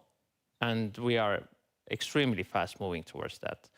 And I don't see we are able to turn it back because over half of those who use say it has completely transformed in a positive way their work. Their work doesn't resemble what it used to be.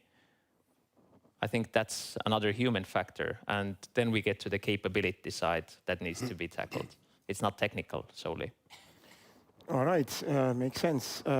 But Samuel, also, I mean, you are very active in the research field, right? And what normally happens, or sometimes happens, is that when practitioners encounter a problem, then they sometimes also turn to the research to assist with a viable solution. So based on your experience now, let's say, and short term, what is, from the research side of things, maybe the topics that you get approached at the moment most from the practitioners' field? So from the practitioners' field, when we talk to companies, they have actually a lot of concern about these new regulations and actually how to implement it in technical terms. Because I think the EU, we are very fast and maybe the best at making policies, but then they are not paired with technical standards. And this makes the work very difficult actually for practitioners because they have, 5 lines of regulation that say your AI system must be secure, non-biased, preserve privacy, resist those attacks. But then they have no clue actually how to implement this. Yeah, they can have this governance and policy and paper writing. That's one side. But then how to have the technical solution that actually protect the system. And this is a very big problem. And at the moment, in many fields actually, standards come from organizations outside of the EU. I think NIST is very good at this, and actually they set a lot of standards that now like this AI risk management framework, and also MITRE that classify those attacks. So from security standpoint, that's what is followed. So I don't know, how much do we achieve if we only set like regulations, but then we take these standards and like kind of compliance from technology point of view from other countries. You know, they are defined completely in parallel. So I think that's where we should make quite a lot of effort. That in parallel of defining regulation and being very early on this, we should define those technical standards that allows company actually to implement this in their solution. So I think that's really one aspect where we should invest and like put more effort, so be more involved also in these international standard organization like ISO or IEC. But also so that we don't have to take these standards from NIST. And I think it's the same with this post-quantum transition and the security of cryptography. It's the same. It's NIST standard that will be applied. They have defined the algorithm that we should use. So all of this, I think we don't have a real end, and I think this threatens the sovereignty. Maybe just a quick add. EU is working on the ISO, SELEC, and so on, but the problem is we have the regulation, you have the deadlines, and the working groups, the involvement, the number of stakeholders from private, academia, public sector is thousands of people giving their input. And what is now the situation? Basically, next year, companies, public sector as well, has the deadline. You don't have the standards agreed upon. And in all fairness, it will happen that 1 week before the deadline, you have the standards in place, agreed upon, and ensure compliance. And current kind of message has been, be involved in the group. So let's get the group even bigger. Let's get everyone involved and try to adapt what the standard current version is. If I were from a private sector, I wouldn't want to make investments in something that is basically changing every month. But that's the reality. We are really quick to regulate, but we haven't thought through how we are actually going to implement it and make it uniformly standardized. And that's a problem. All right, many thanks. Before we go to the next question, I see that's also on my screen there. It's already a Menti poll has been prepared. So the idea was to ask also from the audience. I think it should happen also on that screen. So please, I mean, you can use your mobile phone and the QR code to answer the question. So in terms of which areas should EU prioritize in terms of investments to ensure the dependency or independence of the critical systems, right? And we'll, once we have some votes in, we can have a look at it and then see how it matches your view of things. But now to build in maybe on the short-term aspect and the challenges that we have discussed here. So I would ask Linnar, actually, you're the IT visionary also in your, let's say, previous and current life, right? So in a strategic terms, well, we've heard also from the high-level debate before that, okay, there is a clear political and strategic will to make these things happen, right? But how do you see in practice, well, next 5 to 10 years time frame, 2030 was mentioned also in a high-level debate, the EU sovereignty to develop. Where do you see it going, and how bumpy, or how do you see this road also for ahead of us? It will be very, very bumpy if we continue to have a debate in segregated bubbles. The political reality, speaking about sovereignty, autonomy, does not take into account the technological reality and the roadmaps which technology companies are driving through.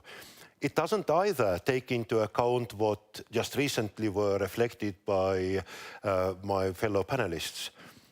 People are using, companies are not using, companies will be starting to use. And what the companies will start to use and invest to is an application layer. It's the highest layer of all the technology stack which we are talking.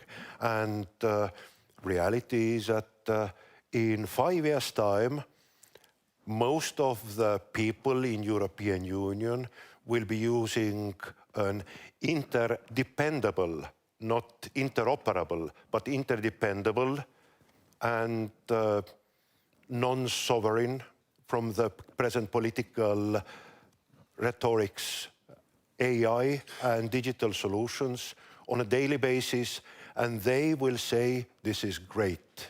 It changes my life, as also not only in Estonia, but in many other European countries, the surveys have been carried out saying that on the individual user level, it changes my life. wherever sector I'm working, it makes myself more efficient to work every day. It does not contribute to the bottom line of organizations at the moment because people are making their work more efficient. The same tender you were about to publish, which took you 2 weeks to prepare, you will do it in 2 afternoons. It doesn't reflect on your organization's efficiency gain or the profit line, but it's your winning as an individual, as a professional. And companies are about to realize that this is the opportunity. This is the efficiency and competitiveness gap they want to come over soon.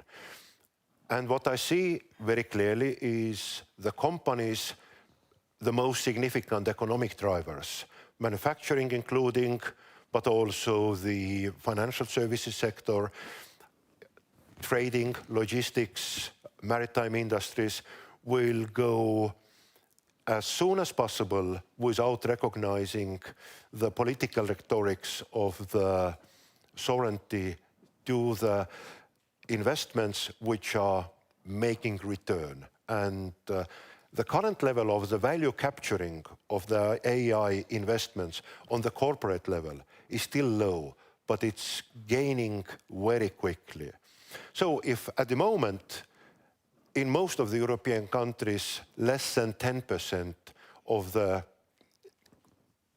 business enterprises and companies are thinking about having an AI strategy, they will rush in 2026 and that number will be changed a lot, and that will be implemented in the layer of applications which certainly will not be sovereign solutions but bring value to the companies.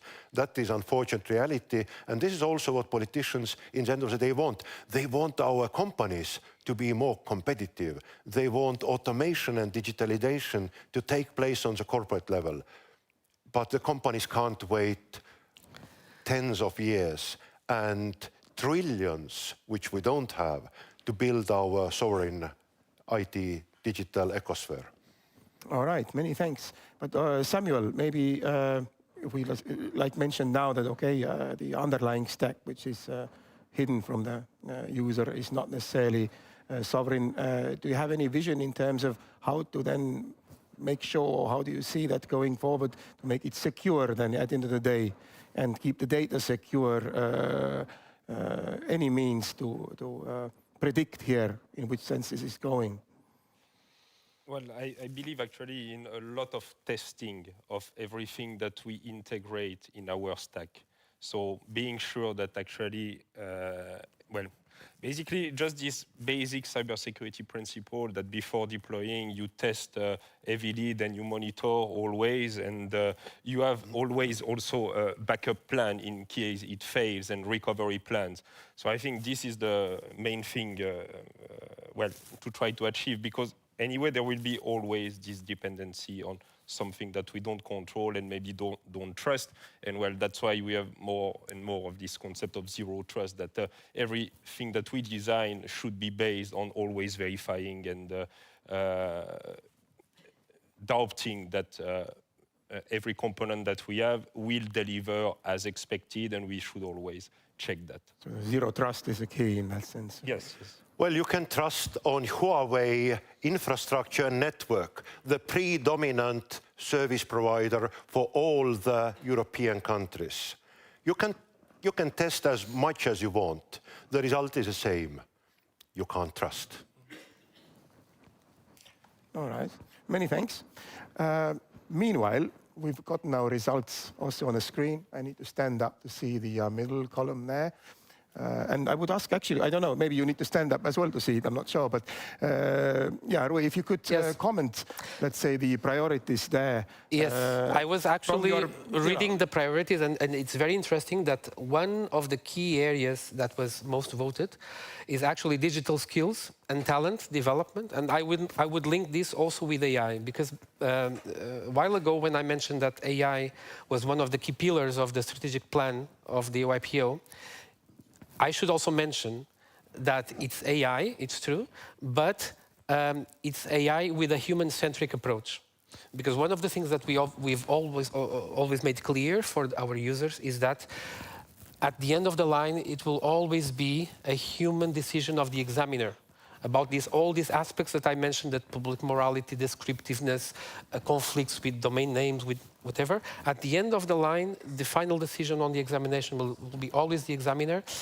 And another important aspect is to ensure that all the persons, they have an AI driving license. We've worked very hard to establish one, and for the examiners, at least in our case, for the UIPO, so that they understand, they have the best knowledge as possible on what's happening behind the curtains. Of course, up to a certain limit, but that's why we've established this driving license, which is mandatory for all the workers there. If somebody does not complete this driving license, it will have negative impact in the assessment. But actually, this is very interesting. The voting on digital skills, which is very important and also linked with the AI. And also, the second aspect is cybersecurity that my fellow panelists will. Yeah, maybe I wanted to reflect a bit on this talent development, because I've been teaching at university at Aalto, for instance, and I think actually we are very good at developing skills and also attracting talent, because we have a very good education system, and I think, research-led teaching that enable really to, form very talented people. But I think it's more in the retention and attraction after graduating that we are failing, because maybe, I see a lot of the most talented students, they go to the US, to big companies, or if they stay in Europe, often it's working for US companies in research lab, like for Microsoft or Google, because I think they have the best opportunities there. So much higher salaries from these non-EU companies, and also they are the companies working at the edge of the technology, always providing maybe the main forward thinking, and always working at this in very interesting research. So I think it's more on this and I don't know how we can fix that, but I think we have very talented people and we form very talented people. The problem is that they go away, and then when they are very talented, they don't come back either. Right. And just from the government perspective as well, last year we set out as the kind of ambition that 80% of Estonians have elementary data and AI skills. So what it from one end means next year nationwide data and AI literacy campaign to talk about the risks, but also your rights as a data owner, what are the risks associated with using LLMs and so forth. Then right now, in collaboration with the Ministry of Education and Research, we are working on the elementary, primary, secondary school level on various different kind of subjects related to data and me, cybersecurity, data protection, and so forth. Again, to address that the younger generation that will in 15, 18 years be in many of the positions, they have the necessary skills, because we have failed to interact before. And I think a partial view is that we are always looking at what is next to us. I remember my first discussion with the Minister of Education and Research in 2018, when they told they don't believe AI is a thing of the future. As a result, we are not going to invest in AI, machine learning, and so forth. We had to invest ourselves from our ministry. But right now we are talking about large language models and all sorts of things. But we already need to look ahead what is most likely coming, because this is not going to be the end. So in 10 years' time, we could change the key topics, but the discussion will be the same. All right, many thanks. I mean, you touch a very, let's say, sensitive topic in that sense. And we're going to have also a talent-related panel later after the lunch break. But you mentioned also, okay, local talent, local innovation as well, right? But actually, I would like to also maybe get Linnar's input on if we think about the local innovation and the centralization of the EU central systems. So where do you see that? How should we find the balance between, let's say, not having to fragment it across EU ecosystems, but also not over-centralizing it as well, so that we don't kill the local innovation and the local initiatives?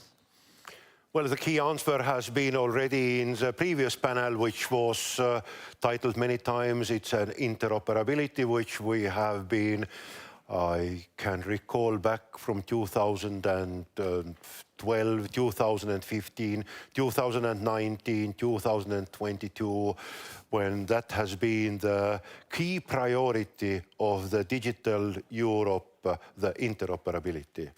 I would also like to comment maybe on those two highest pillars, the digital skills and cybersecurity, because in my mind, they go very much hand in hand.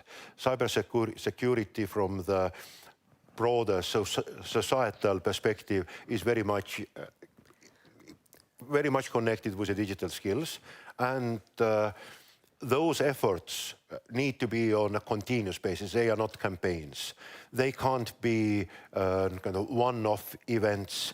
And when we had a few years ago a broader discussion also about the future of role of general education, then I was stunned to learn that earlier this spring, during the presidency of European Union, the ministers of education had on the table an item in the agenda banning all digital devices in the European education system.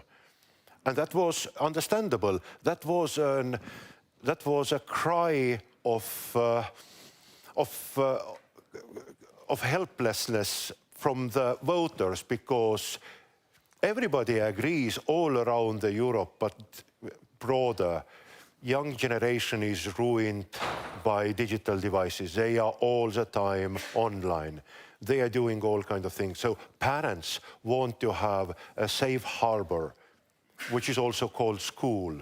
So from 8 in the morning until at least 2 o'clock in the afternoon, the digital diet will be enforced to all the children attending to the school. And politicians are listening to the voters who demand something to be changed so our children will be saved. And we were thinking, why to ban digital devices? Because that seems not to be the solution. In order to do rather opposite, and Estonia decided to launch from this fall AI Leap, which brings AI to all the schools, not to one particular vertical or particular topic, but to integrate it to all the topics and all curriculums, and make sure that the next generation not only has one campaign of AI capabilities, but is ready and fit for the rest. And now, of course, universities are concerned, because in 1 year time, those graduates will go to universities and shift the way how universities work. And then, of course, they go to employment market. And we are happy if there is a full generation growing up with a different and new skills, including also AI, which will influence and shift and make the difference in the society. But in European level, interoperability, and unfortunately this is something which works only on a fractional and the most connected nations level. Estonia and Finland, for me, is a good example of interoperability at the rational and pragmatic level, where two governments know what are the common interests, common values, and what are the critical IT systems that need to collaborate and work together. And they are put to work, not for the rest of the Europe, but at least for the bilateral levels of the countries. Many thanks, Linnar. We are also reaching to the end of the time. It's been a very good discussion. We still have a few minutes. Maybe we can take a few questions from the audience, if there are any. And I think we have a microphone coming up, right?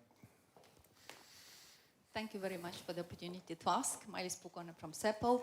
It is an EU agency which is responsible for the law enforcement training. Hence, I was not surprised to see the result, that there is a need to talent development, and that is a crucial need also for the digital skills, because we see it every day. My question to you is more of how much do you invest? I've heard about the Estonian state investing heavily in schools, but I mean, problem lies also with adult people and also with society in large and law enforcement that really lacks the digital skills for the preventive purposes and investigation purposes. And moreover, very well, okay, if we invest today, to what do we invest? Because we are certainly not investing to the future enough, and future is already with us. So how much do we invest into the quantum computing? I saw also questions arising on the need for the innovation to be actually embedded into the practical use, which means that you need to test and you need to have also certification of that tools that you are using are safe. So how much do we invest into all of that? Thank you. Is there a particular panelist that you would like to address the question, or? We have a good combination of the representatives here, so I think they could all at least say one word. All right, maybe you want to start. I can start. So our own, I'll start from the public sector specific. Every year we try to educate at least 10% of the all central government employees. So that's roughly 3,000 plus employees each year. And we've been doing this since 2018 when I joined. How we do that, we have a competence matrix which covers all the key roles across the government. So not only IT specialists, but also, for instance, legal experts, executives, and so forth. And in some areas, an executive needs to be aware. In some areas, an expert really needs to be an expert. So we try to do a kind of targeted. In some areas, we've been also doing kind of a larger retraining and upskilling programs. The first one was related to data stewards. So going back to 2019, 2020, we had an issue. We didn't have data stewards in the government. Most databases didn't have a person responsible for basically anything.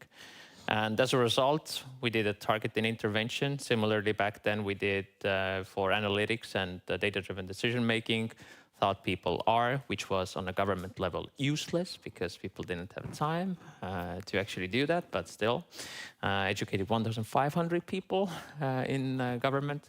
But overall, really targeted interventions. And we see that the demand is huge. And I keep telling, when it comes to competence and skills, you can never do enough. And as a result, this year, we ran a close to 9 months long program for data and AI champions within the government. So educating new people who can then educate within their ministries, within their organizations, because we alone, we have limited capacity. But if we have different representatives across the government, we can do more. And similarly, just this week, initiative, let's teach 300 executives who will then spread the word to 100 people, which represents 30,000. So I think we need to have this more knowledge sharing. But unfortunately, I need to run because I have a flight, literally boarding in 35 minutes. So thank you so much.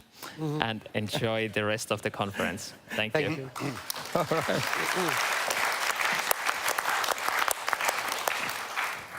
Well, in that sense, that was a good timekeeping in that sense, a very aggressive typing. I haven't seen anything like that before. But anyway, we have time actually, literally, for one last comment from you, maybe, Rui. Yes. I think you wanted to say something. Actually, from all the things that we've discussed today, actually, there is one subject I'm not sure if we discussed upon, which in our case, it has been very important. And it's a goal that I think we hope to achieve in the future, which is to have true portability by design. Because currently one of the challenges, and we have already components in several hyperscalers, for example, is it's not easy to move, for example, from one vendor to another. And it shouldn't have to be like that, because if I have a house, if I want to change a provider from electricity, water, water is not so simple, but it shouldn't have to be so difficult. So I think we should invest more on having true open stacks and to pay attention to the architectural designs of the systems in order to ease portability. Because I think it's important in a very, let's say, adverse geopolitical context that we need to take sometimes fast decisions, and this is a key topic in my opinion. All right. Well, many thanks. I think we are completely out of time as well. Many thanks for a very nice discussion. I think it was a very nice note to end with as well. And we realized that indeed we come to the same conclusions, that we need to cooperate, we need to target our investments, and well, we need to work together. Many thanks to our panelists, and thanks for the audience for listening.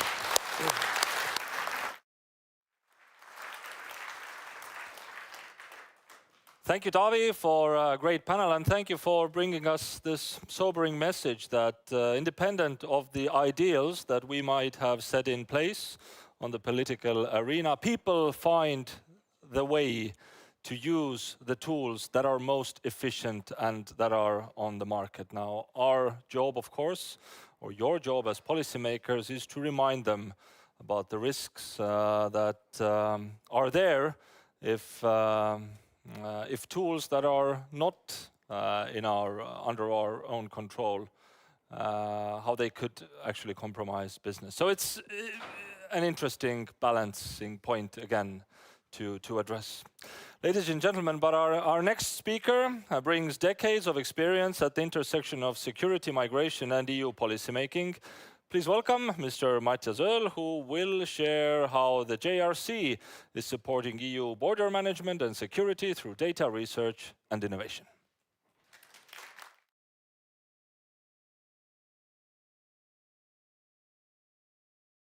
Get the speaking part, that would be nice. Excuse me? The speaking part, that would be nice, where I can stand.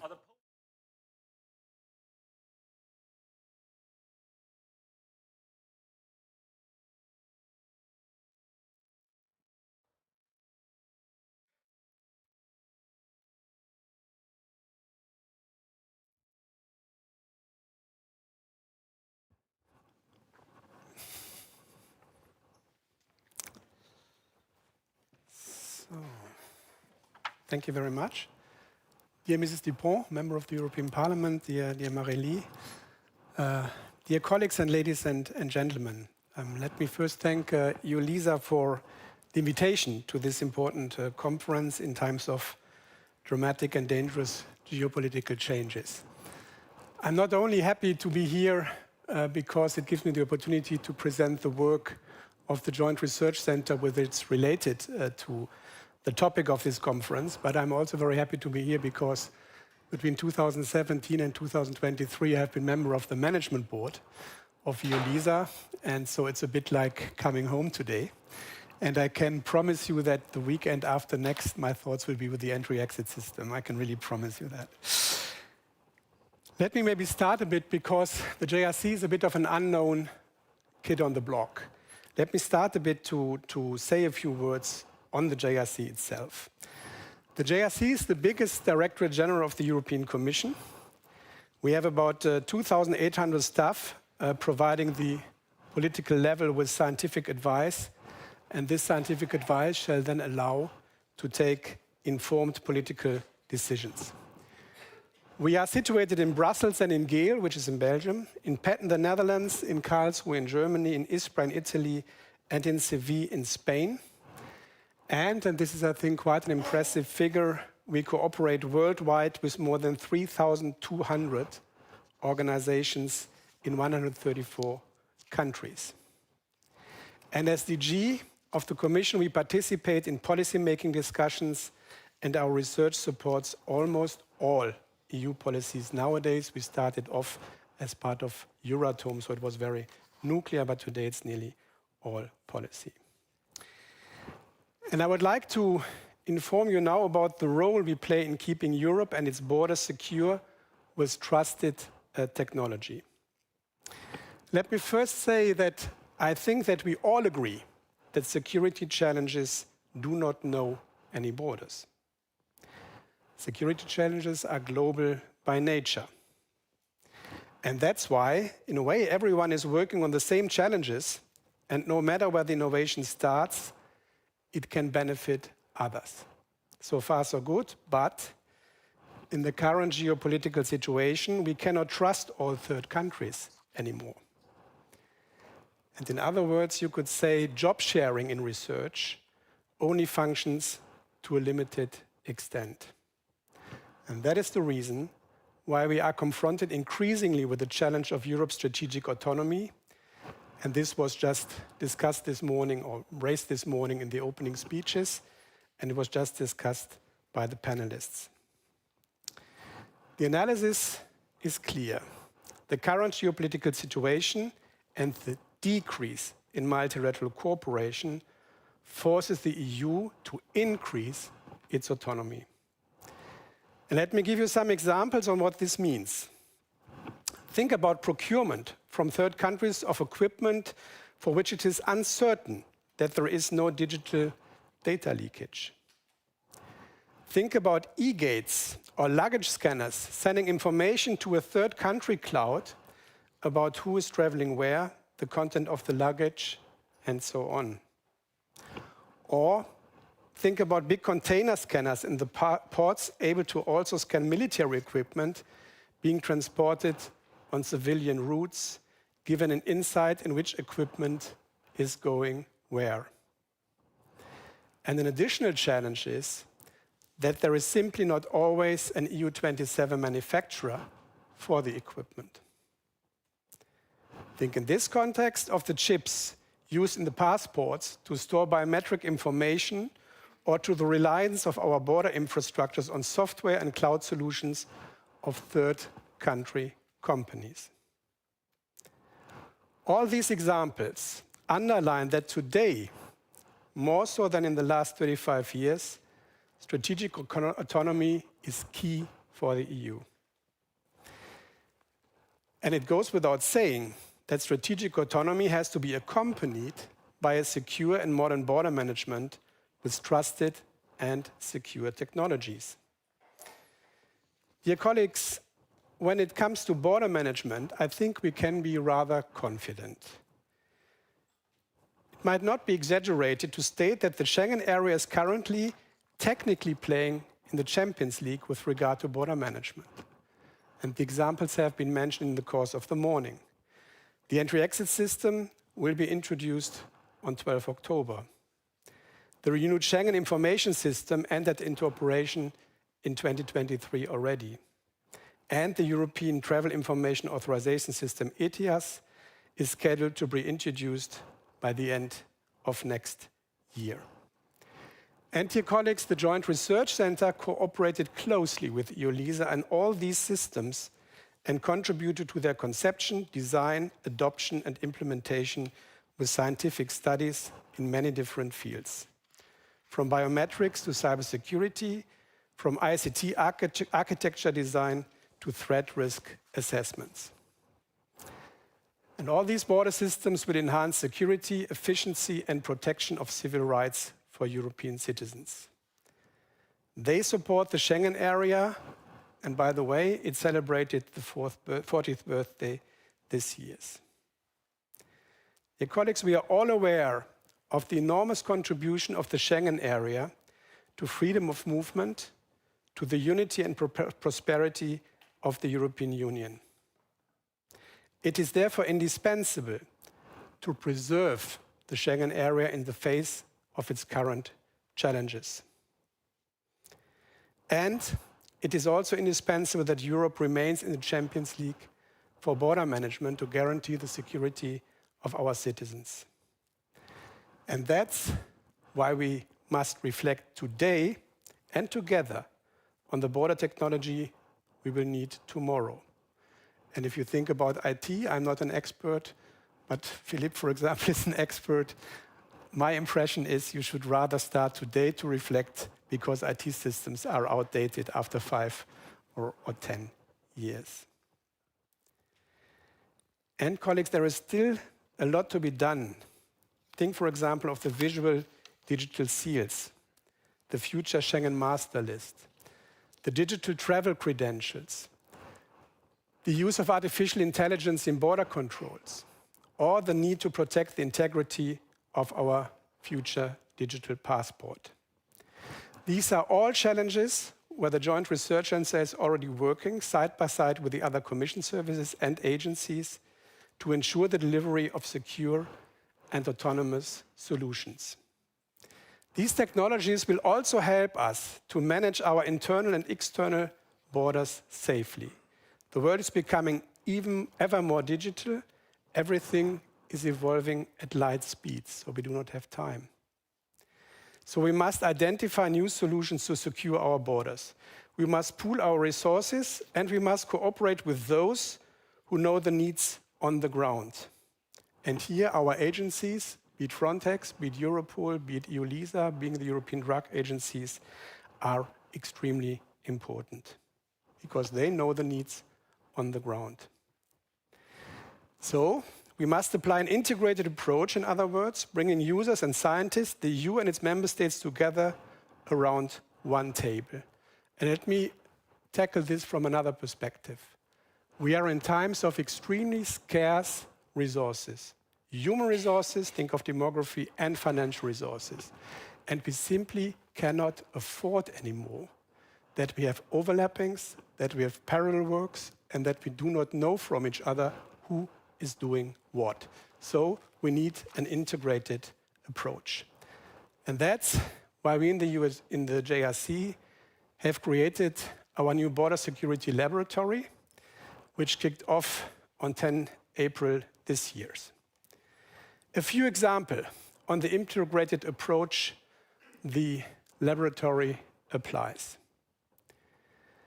Collaboration within the Joint Research Centre and Frontex has been ongoing already in different fields, but we now will this month still sign a working arrangement with Frontex about its participation in the Border Security Lab. The Joint Research Centre is collaborating with Europol on decryption, on biometrics, on forensics, and drug trafficking. We are collaborating with the European Drug Agency, and here it's about the identification of new drugs, knowledge transfer, and training. And the collaboration between JRC and EU-LISA is in development in fields such as biometrics and large-scale IT systems. And I hope that we, like we do it with Frontex and Europol, can also do a further step in formalizing our cooperation. And naturally, we work in the laboratory closely with all DGs concerned, namely Home, Taxud, MOVE, and OLAF. And these partnerships are, of course, essential for the overall success of the integrated approach. A new dedicated border security research infrastructure is being developed at the Geel site in Belgium. And what are the challenges and policy needs the Border Security Lab has to address? And as I said, we are also waiting for the input of the agencies, what is needed. But what is already clear now?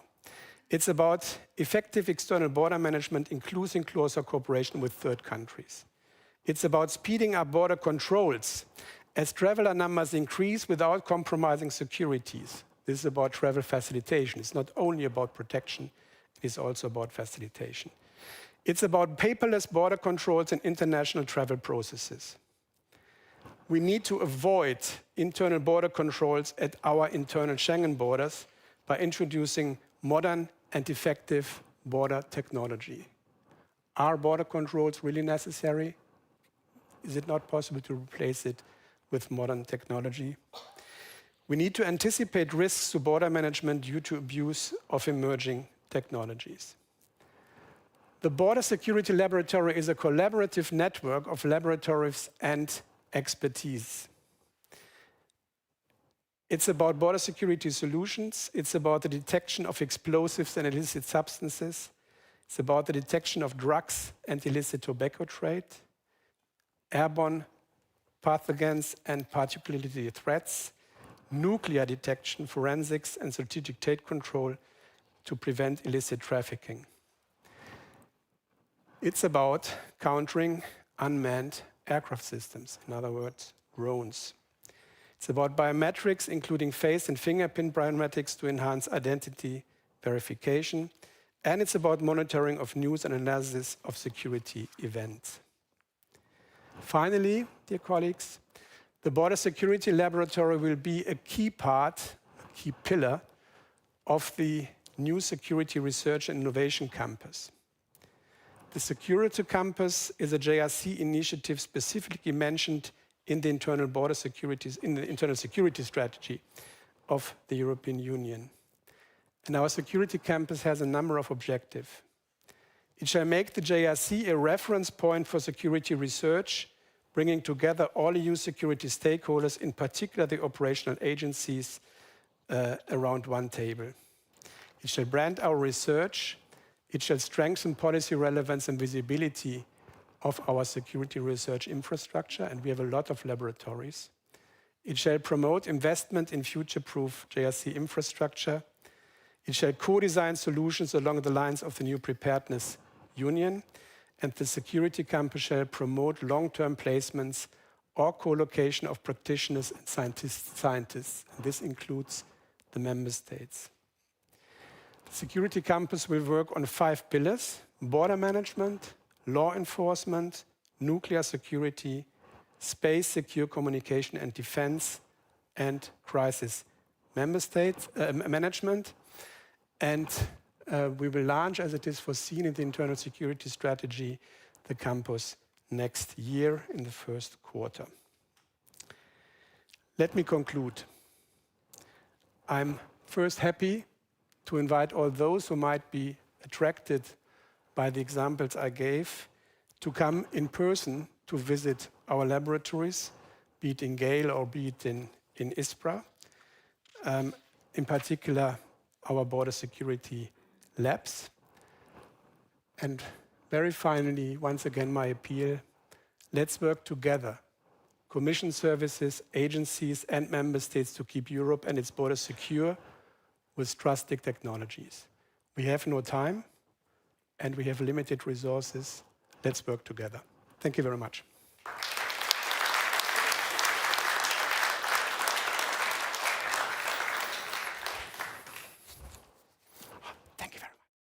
Thank you very much, Mr. Earl. Now, ladies and gentlemen, we will now embark on a well-deserved lunch break. The route you already know, it's in the next room. Please, let's return to this room here at 2 o'clock, when we will dive into Europe's legal frameworks, digital autonomy, and tech skills for the future. Bon appétit.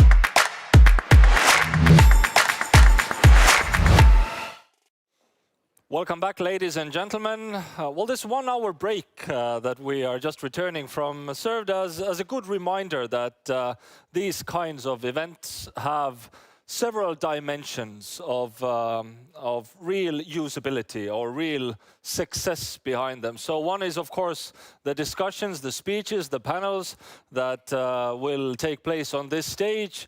But the discussions that I had the privilege to take part of during the break also were extremely interesting. So it's good news that this wasn't the last break. We will have more time to mingle, but now we will continue with the official program that will provide for more inspiration, I'm sure, to all of us. So European values are coded in its laws, but can our legal frameworks actually keep pace with the fast-moving technologies? This next panel explores how recent EU regulations from the AI Act to GDPR really shape our digital autonomy. Please welcome our moderator, Alexandru Lascu, and the panelists.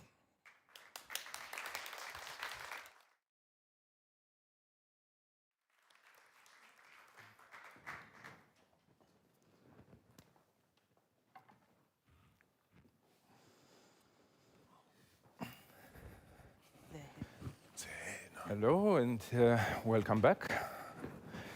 We are going to have a very interesting discussion after the lunch break to get everybody energized. We are going to focus on how the European Union relies on its core values translated into legal instruments, of course, to shape its technological future. So, as a context, over the past few years, the EU has adopted a range of regulatory frameworks with direct impact on technological sovereignty. We all know the AI Act, the Data Act, GDPR, law enforcement directives, and so on. And of course, legal frameworks are... Is it... the sound is good? Legal frameworks are only a part of the equation. Further, the very important thing is to see whether they can be used effectively and enable Europe to reduce dependency, support its tech ecosystem, and deliver secure, rights-based solutions.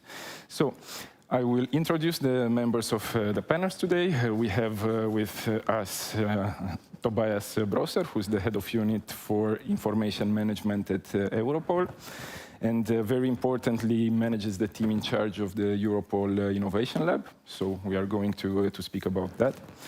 In the near future, Ms. Lena Dupont, member of the European Parliament and member of the LIBE committee focusing on internal affairs, security and migration policy.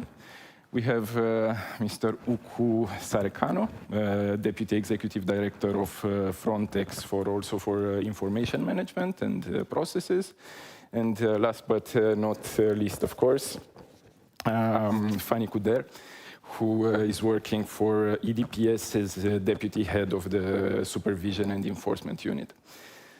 So to open the discussion, I have mentioned all these legislative acts. Which one stands out most to you and speaks most to you out of all these, and why? Shall I start, Alex? Yes, please. Okay. I will mention, unfortunately, one of the legal acts which were not on your list, so to speak. It's kind of a hidden champion. It's actually the Information Exchange Directive. Not really sure if at least a couple of you being present here have heard about it. From my perspective, being responsible for information management at Europol, it's really hard to overstate the relevance of this directive, as for the first time ever, and Brussels has done a very good job. Yeah, so really, yeah, very seriously. For the first time ever, we have agreed upon certain standards, roles and responsibilities, processes when it comes to how do we exchange information with one another. So the colleague operating the so-called Spock single point of contact in Germany knows exactly how his request or her request for information will be handled, let's say, in Paris. Yeah, so it's very much about establishing standards. It's very much about building trust. Yeah, and the Info Exchange Directive, which entered into force December of last year in that regard really can't be overstated. It's a game changer in the way how we exchange information with one another. I hope that was fine, as it was not mentioned on your list. Yeah.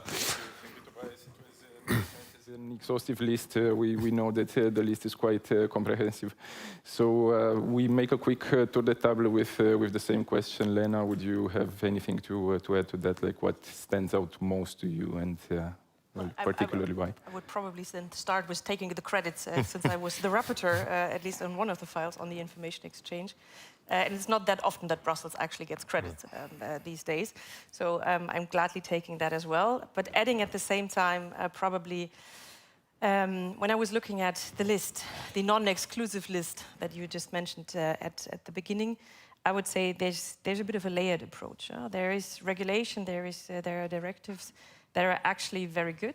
And there are ones where I would probably say, and this was also reflected in the first panel, by the way, very clearly reflected, or in the second panel, I guess, that regulation is not necessarily the right tool to stay up to state of the art. And there I would say that what we tried with the AI Act is really kind of freezing a picture, while when it entered into force, the picture already was completely different. So there, I think the main challenge for us today in terms of mapping the priorities on the acts you mentioned is really to see how they work in practice and where do they need to be repaired, to say so. And hopefully we will get to that in the second part of our discussion. Uku. Well, picking up where Lena stopped, I think today prime ministers are meeting in Copenhagen, and they have four topics which are all about security: Ukraine, frozen assets, how to use them, all that. And then the fifth one is from Chancellor Merz, and it's about deregulation and the fact that we have maybe done too much in terms of different legal acts. And if you really start looking the list, you provided 5 acts before the meeting or the gathering for opinion. I mean, but honestly speaking, the list is quite longer. And I mean, if you ask what in this week is really keeping us busy, it's the entry-exit system regulation. I mean, due to the fact that the EU-LISA and member states have done a great job. I mean, finally, on the 12th of October, the system will go live with all what it takes in terms of information management. But at the same time, I mean, what also keeps me very busy is our own Frontex regulation. And next to that, the nice EU agency's data protection framework, which I think it's a bit of a testing ground now, where we are really studying what we are able to do, what we are not able to do. And also maybe, I hope that, well, we'll dig into this a bit later, but I think there are some lessons learned already from the last 5 years, how to do things better, because it is a constant discussion how to really find the right balance between the measures that you take in the area of security, and also, I mean, how far you go, I mean, in safeguarding privacy. And it's not always black and white there, that you can always say that, I mean, we can easily work in the domain of internal security without interfering anyone's privacy. That's not the case. So if you look at the different acts and how they come together, I think we are in a bit of a piloting phase at the moment, at least in Frontex, to understand. I will explain it maybe later in detail with some colorful examples. Okay, thank you, Uko. And you made a very good transition to, of course, the GDPR, and I don't know, maybe Fanny, you want to add something there? Well, I will not pick up the GDPR. I know that's an obvious choice. I would rather, I wouldn't even pick up one, and more than that, I think all this, when we do technological development, I mean, I think it's not neutral in terms of values.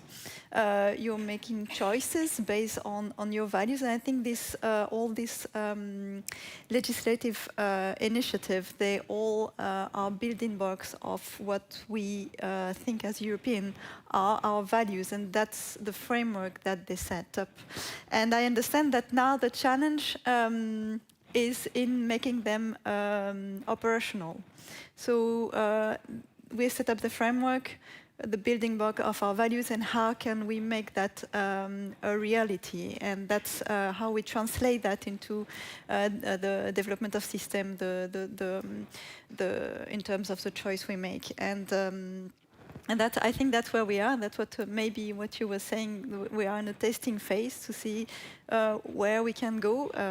But it's giving us, I think, sufficient leeway to be able to move and to be creative in the way how we implement this framework. Creative in the way not to to be able to reconcile, I would say, all the different values that underpin all this legislative framework.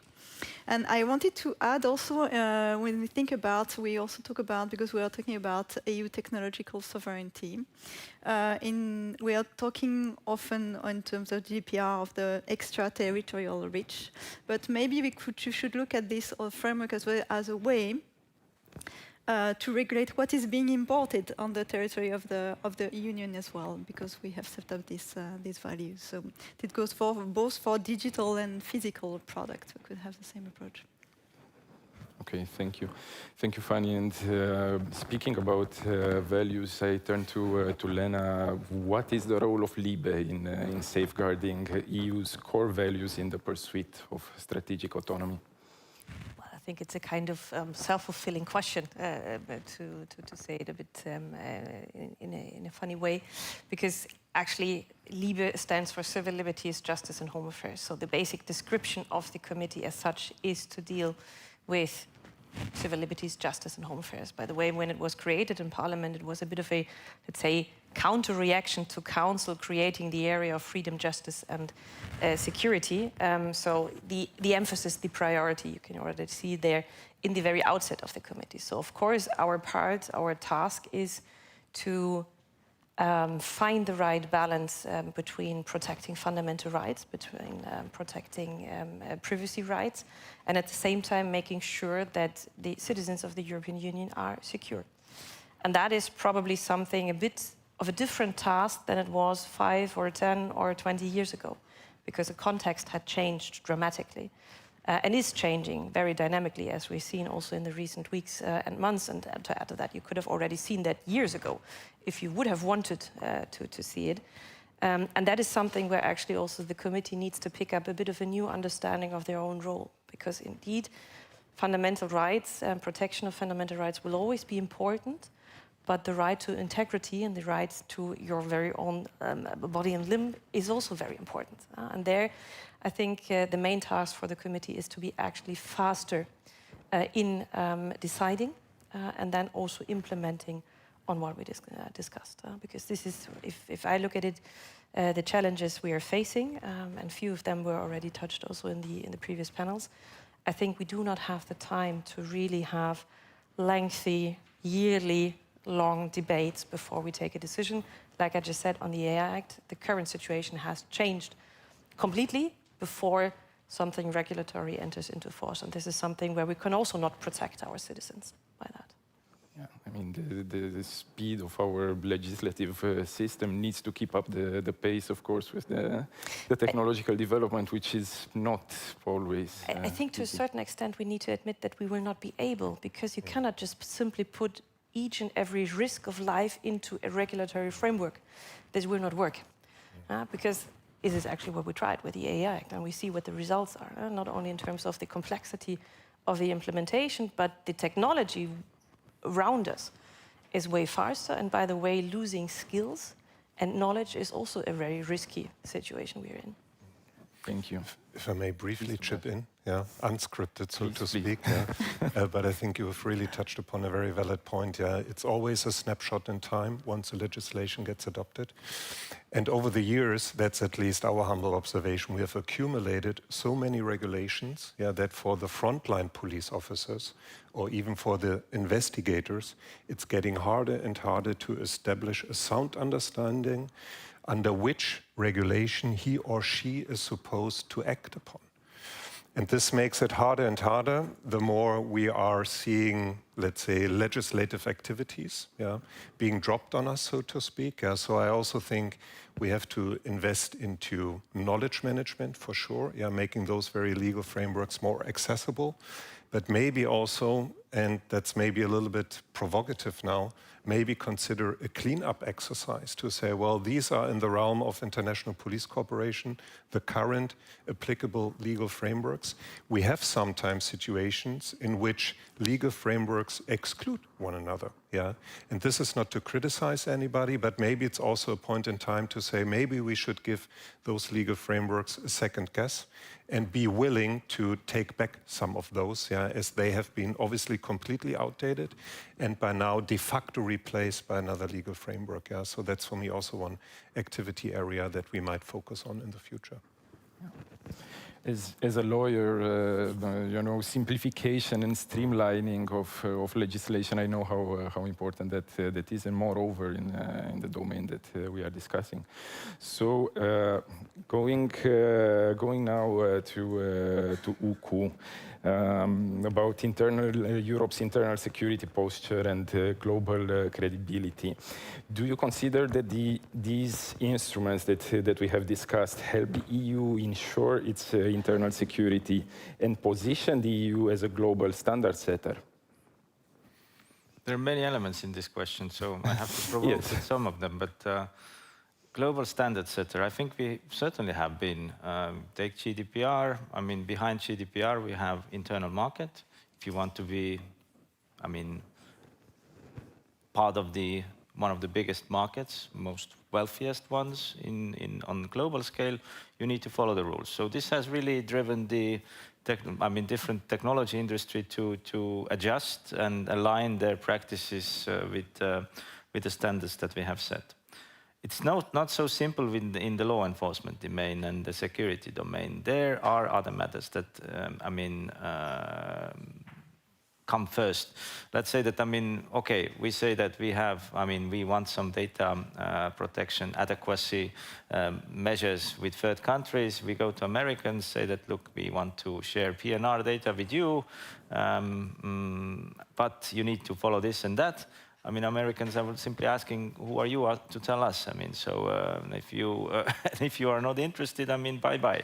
So in a way that it comes up with many other international relations as well, that you have, we are not the ones who can always dictate to the others how they need to behave.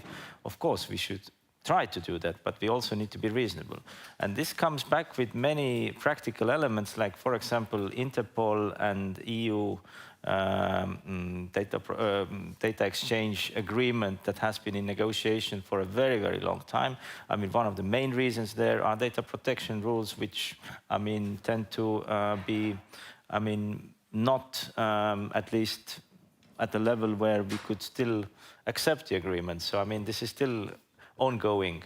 Similarly, many actors are also challenging EU with our current rules. All these hybrid activities are playing with us, are also testing our limits, how far we are able to go, how far we are able to stick to our principles.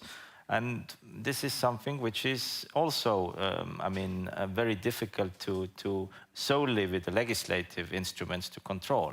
You need to have some political activities there as well in parallel.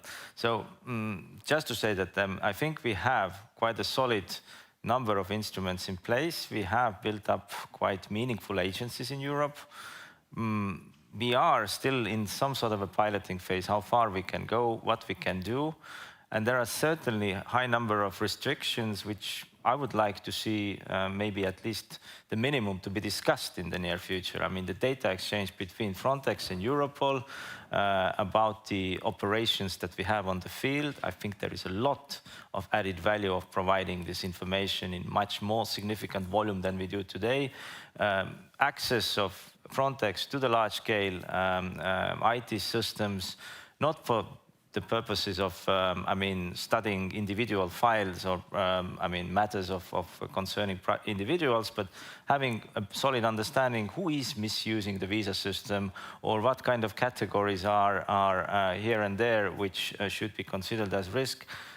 This is really where we are doing some baby steps today. And I think we have a long way to go. And we have been very restrictive so far.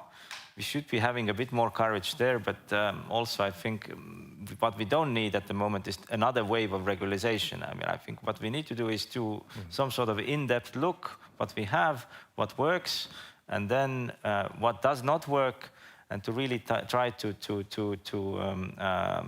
then do some adjustments if needed. But so it's not, it's not ready yet, let's put it that way. Okay, thank you, Uko. And to switch to data protection, because many of these things concern personal data, of course. Turning to Fanny, can embedding data protection rules in system design and governance be regarded as a leverage to reinforce EU strategic autonomy? Well, I can only say yes. You're obliged. But I think that's a very concrete example of a tool to think about how to combine, embed our EU values into the design of the system. Because data protection by design, it's a tool.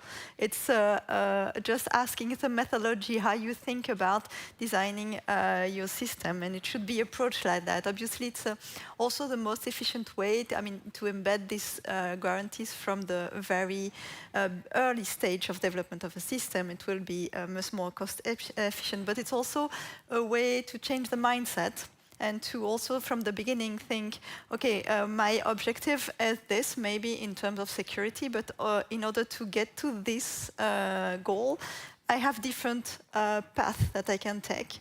And what is asking is just, let's see if you can take the path that it also embedding some data protection safeguard or EU values. And I think that's the same ideas behind the fundamental right impact assessment under the AI Act.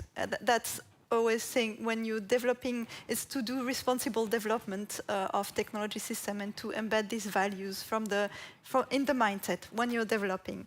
But it's also, if we talk about strategic autonomy, it's also a way to take back control, to take control on and to know exactly what information is being processed, for what purposes, with whom is being shared, and ultimately to know what your system will be creating in terms of impact for the subject individuals which will be subject to this system, and to act upon it. So it's really also a way to take back control.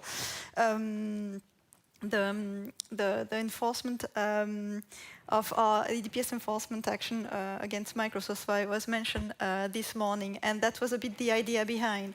Know what is happening and see what can be done in order to limit the impact in terms, in that case, of data protection as much as possible, and just find a way that will work for everybody. And so that, yes, I think that's a tool that should be implemented. And it's, that was one of the novelty from the GDPR in 2016, also to foster the accountability of entities processing the data, the data controllers, so they really take ownership of the system that they are using and developing. Thank you, Fanny. I think it's the moment to mention that we have a Mentimeter up with a question related to what we have discussed until now, what are the major areas in which the EU should adapt legislation to enhance its strategic autonomy. So I would kindly invite everyone to make their choices. And meanwhile, we can switch to you, Tobias, to discuss about cloud, because it's one of the domains in which clearly non-EU providers are dominating, which is especially sensitive in the context of authorities operating in GHA. So in your opinion, will harmonize EU rules, such as those under development for cloud security certification or data localization, shift the balance and support Europe's technological sovereignty? Also a lot to unpack here, so to speak. If you allow maybe a brief detour, before I come back to the cloud aspect, in terms of what is the core mandate of Europol. And obviously we are not the European FBI, we are not running our own investigations, which means at the end of the day, we are processing data which is coming from the member states. They entrust us with their data. And it was mentioned in one of the previous panels, although the conclusion was a little bit, let's say, sobering, do not trust anybody, but still we continue to make the case, dear colleagues, if you submit your data to us, we will do our utmost to make sure that this data is not compromised. And the usual dialogue with the member states goes as follows. When we roll out a new system, the first question we hear is the system operated on premise? And then we say yes, and then everything is fine for our collaboration partners.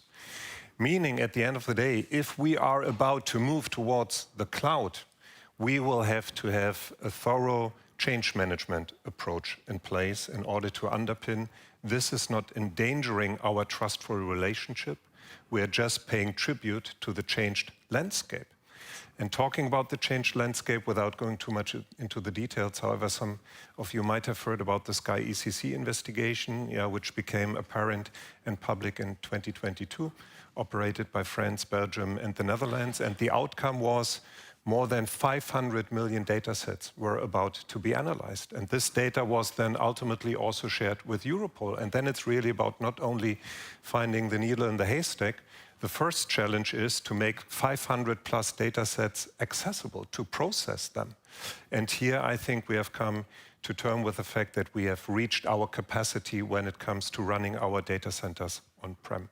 So we at Europol, we are taking thus far small steps, but steps, deliberate steps towards going to the cloud, knowing that it will be a tough sale, so to speak, towards our customers. Nevertheless, it is important from a factual basis. By doing so, we can also contribute to the strengthening of our economy in this particular area. And having said that, I believe, but once again, through the lenses of Europol, we have to make sure that we have a proper narrative in place. So certification, to me, is of utmost importance, that we can make the case towards the member states, this cloud infrastructure, even if it's obviously not operated on the premise of Europol anymore, is trustworthy as it has been certified. Another aspect also along the lines of upholding the trustful relationship, of course, the data should be stored on European soil.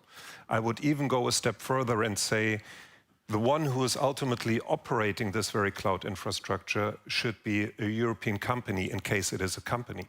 You also might think about private-public partnership, or in the case, just dropping ideas here, as the commissioner this morning emboldened us to be bold. You might make the case that the data pertaining Europol as well as Frontex is of a special kind, as we are per se talking about operational data. So maybe we should then also think about a cloud which is operated by a European agency. By circumstance, I know one agency which has large-scale systems in its name. I think those kind of ideas we at least should openly discuss with one another, as once again, the only hard currency that we have in this concert of different actors is trust. And we at Europol, we really face the consequences in a positive sense of having the trust, but also the flip side in case we do not have the trust, as then member states will not continue sharing data with us. So to wrap up, we need to move towards the cloud. We have to make sure that it is ideally certified, that it is operated on a European soil by a European company, maybe even an agency, and by doing so, also allocating money, investments towards this very business area within the European Union. Thank you very much, Tobias. And I think that this makes the connection to the next question that I had for Lena prepared. Is there any room to further strengthen innovation, resilience, and strengthen EU providers and technology ecosystems? well, that's quite an easy fix. Of course, there's. I mean, a few of the topics we had already been touching upon, also on that panel, but also in the previous panel, let's say a bit of a cleanup, so to say, on the regulatory framework that we have been setting, especially in the previous term, where most of the things are not yet fully implemented or in the process of implementation, where we are seeing, let's say, on the run, where we do have to fix some spots in the links between different regulatory frameworks. I think there is a very own essence in doing so before we come to new regulatory frameworks, new ideas. And at the same time, we need to make sure, because it's a sovereignty panel here, and I think it's very good that at least in my political career, for the first time ever, we do link the technology debate with sovereignty questions. In person, by the way, in the Vice President Henna Virkkunen of the Commission, who is in charge of technology and sovereignty and democracy. So really linking the very important things here together. But flipping back to your question, I think there are a few things coming up. The question of financial resources was already touched upon. The new MFF, although you know that the Parliament is not yet that happy with the governance of the MFF in terms of numbers, in terms of priorities, I think there is room for discussion with the Commission if we set aside the governance question and find a solution for that. But with a priority on both competitiveness and security and the links between both, actually the priority is set right on the agenda. In terms of the practical steps that will and need to follow out of that, we are probably not yet there where we should be. Also having in mind that, indeed, it was also mentioned today, we do not have much time left. And also quoting Matthias Oehl here, it's not like we do have resources just endlessly, both in terms of personal resources, but also financial resources. So we need to come together as European Union, also via the agencies, also via the network of agencies, and really think about thinking outside the box on how to better cooperate, share information the best way we can, as efficient as we can, and make use of the advantages we have, while at the same time make sure that we fix a few things on AI, that we fix a few things on the omnibus on GDPR, and the probable upcoming revision. But we also need to concentrate on, let's say, the very basic things. Critical infrastructure was mentioned. Redundancy and resilience is one of the most important things. Critical information technology needs to be secure, needs to be there, needs to be functioning also under heavy constraints by third country actors. So we need to make sure that we do have our systems in place once we need them, and then we can build up on that in the future. Thank you. And now that we have the results of the Mentimeter, maybe you can bind the results with what we have already discussed. I don't know, what is your take on all that? Well, can you see the results, though? Well, if I see, the highest one is defense, right? The highest one seems to be defense and security. Yeah. Which is, of course, a reflection of the times we're in, and I think it's... there again, it is on the agenda, but in terms of concrete steps forwards, I think we need to be faster, actually, because not only time is running, but the situation is changing very, very dynamically.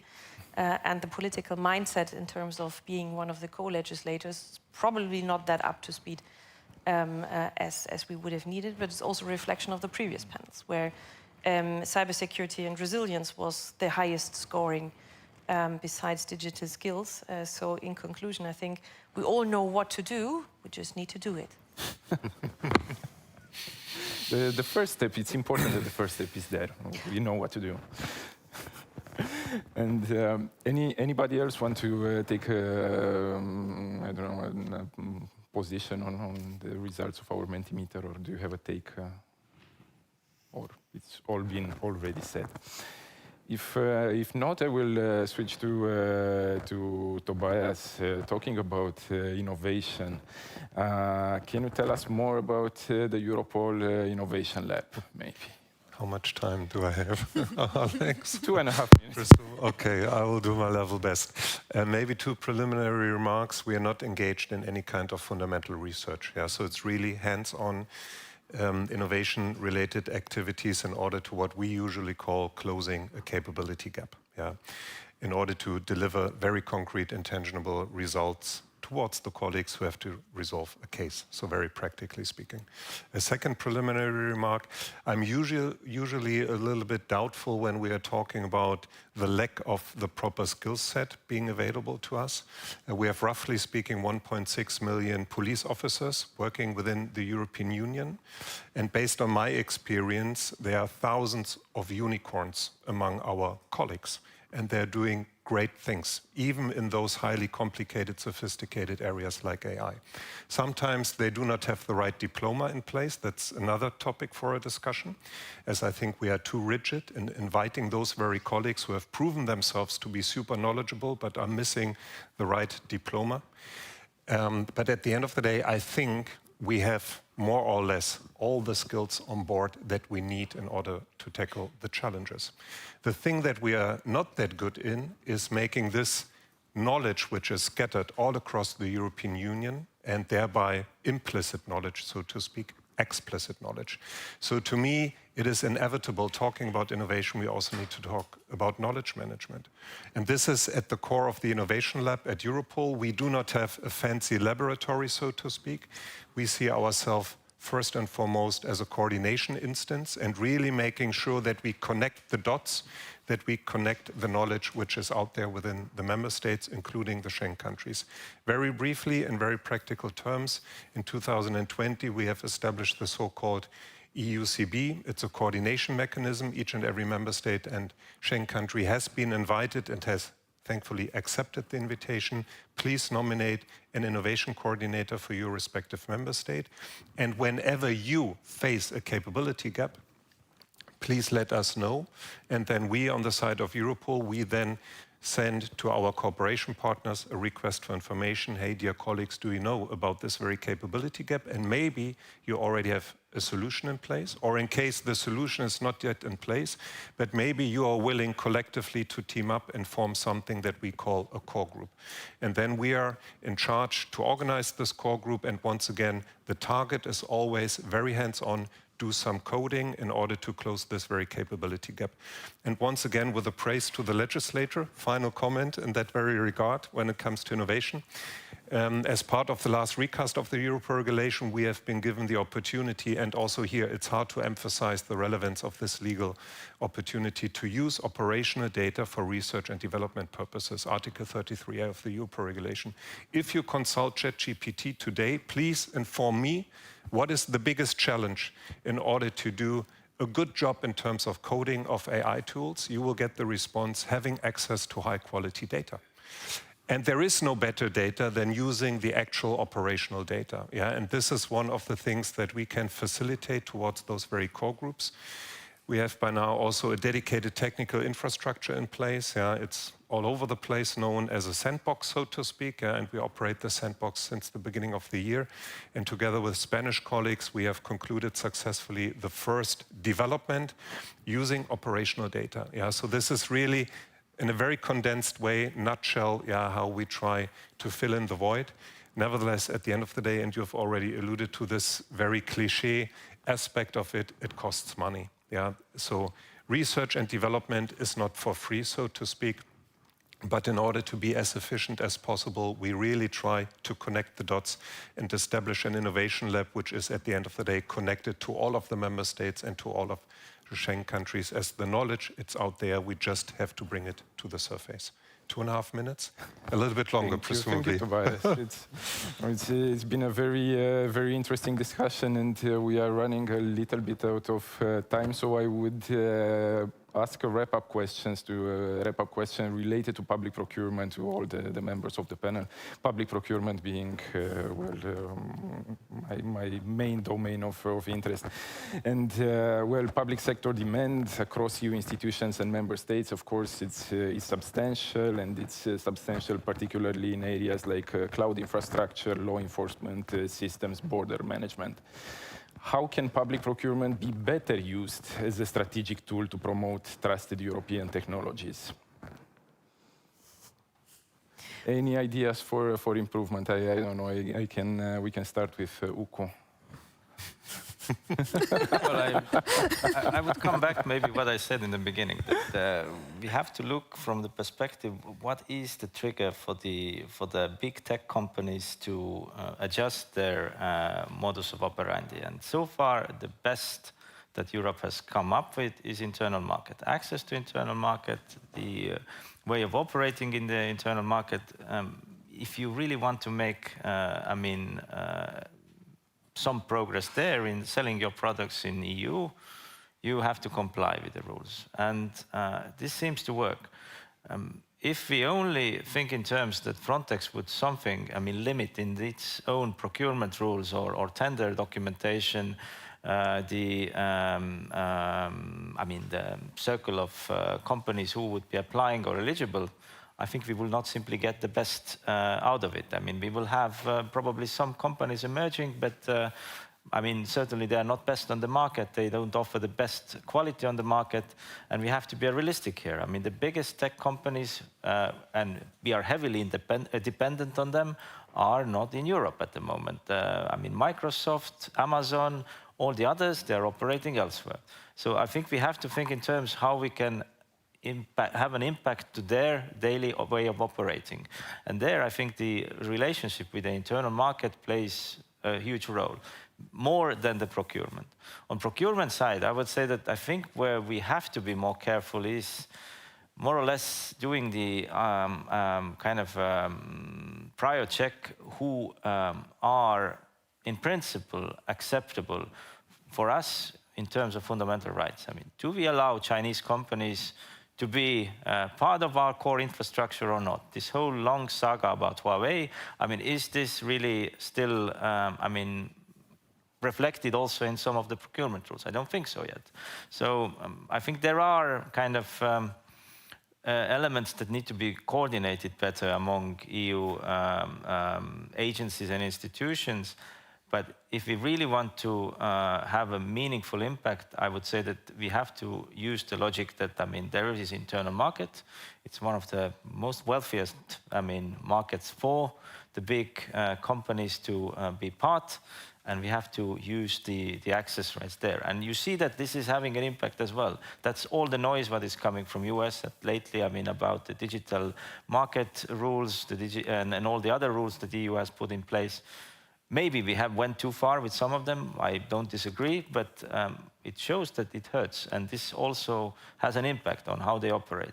And we should not give some sort of a false interpretation or false assumption that by tomorrow we will have our own cloud that we would be running somewhere in the EU agency. No, we will be heavily dependent on Microsoft. So we have to think what we will do with Microsoft in order to convince them to move in a direction that is more useful for us. And similar to other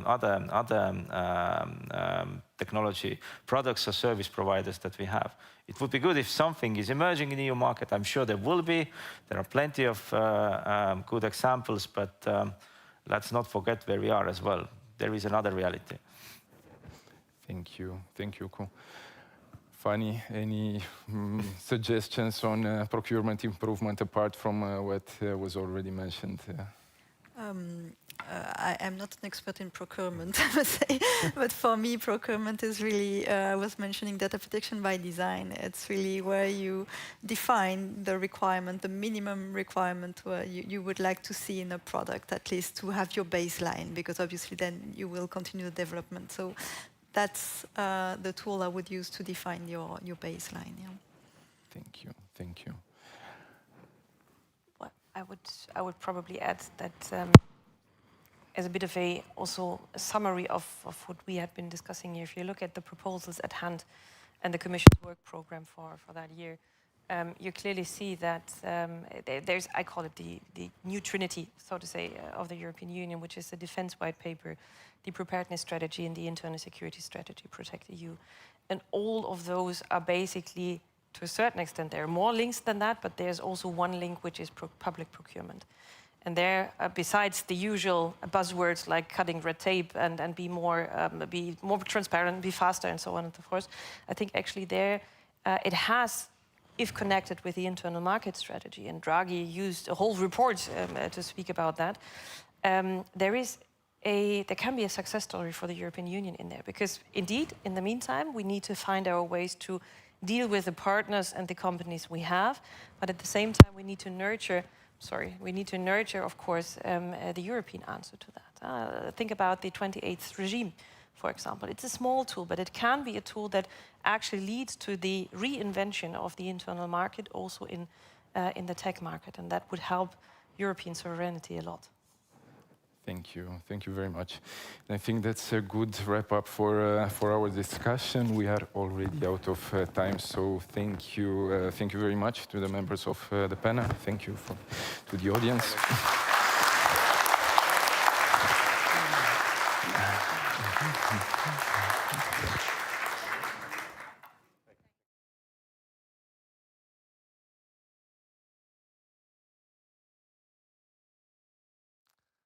Alexandro, dear panelists, thank you so much for an important contribution for today's conference. Ladies and gentlemen, we will next focus on people, because no matter how advanced the system,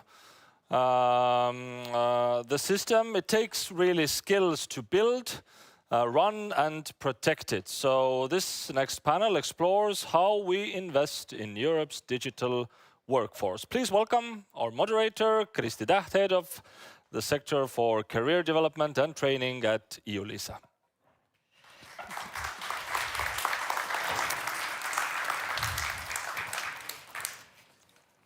Ladies and gentlemen, I am very happy to welcome on the stage my panelists today. So Laura Hallenius. Laura is senior lead in Finnish innovation fund Sitra. So.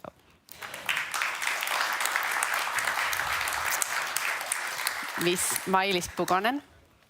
Mailis has extensive experience in EU public administration and currently working in CIPOL as head of strategic planning directorate.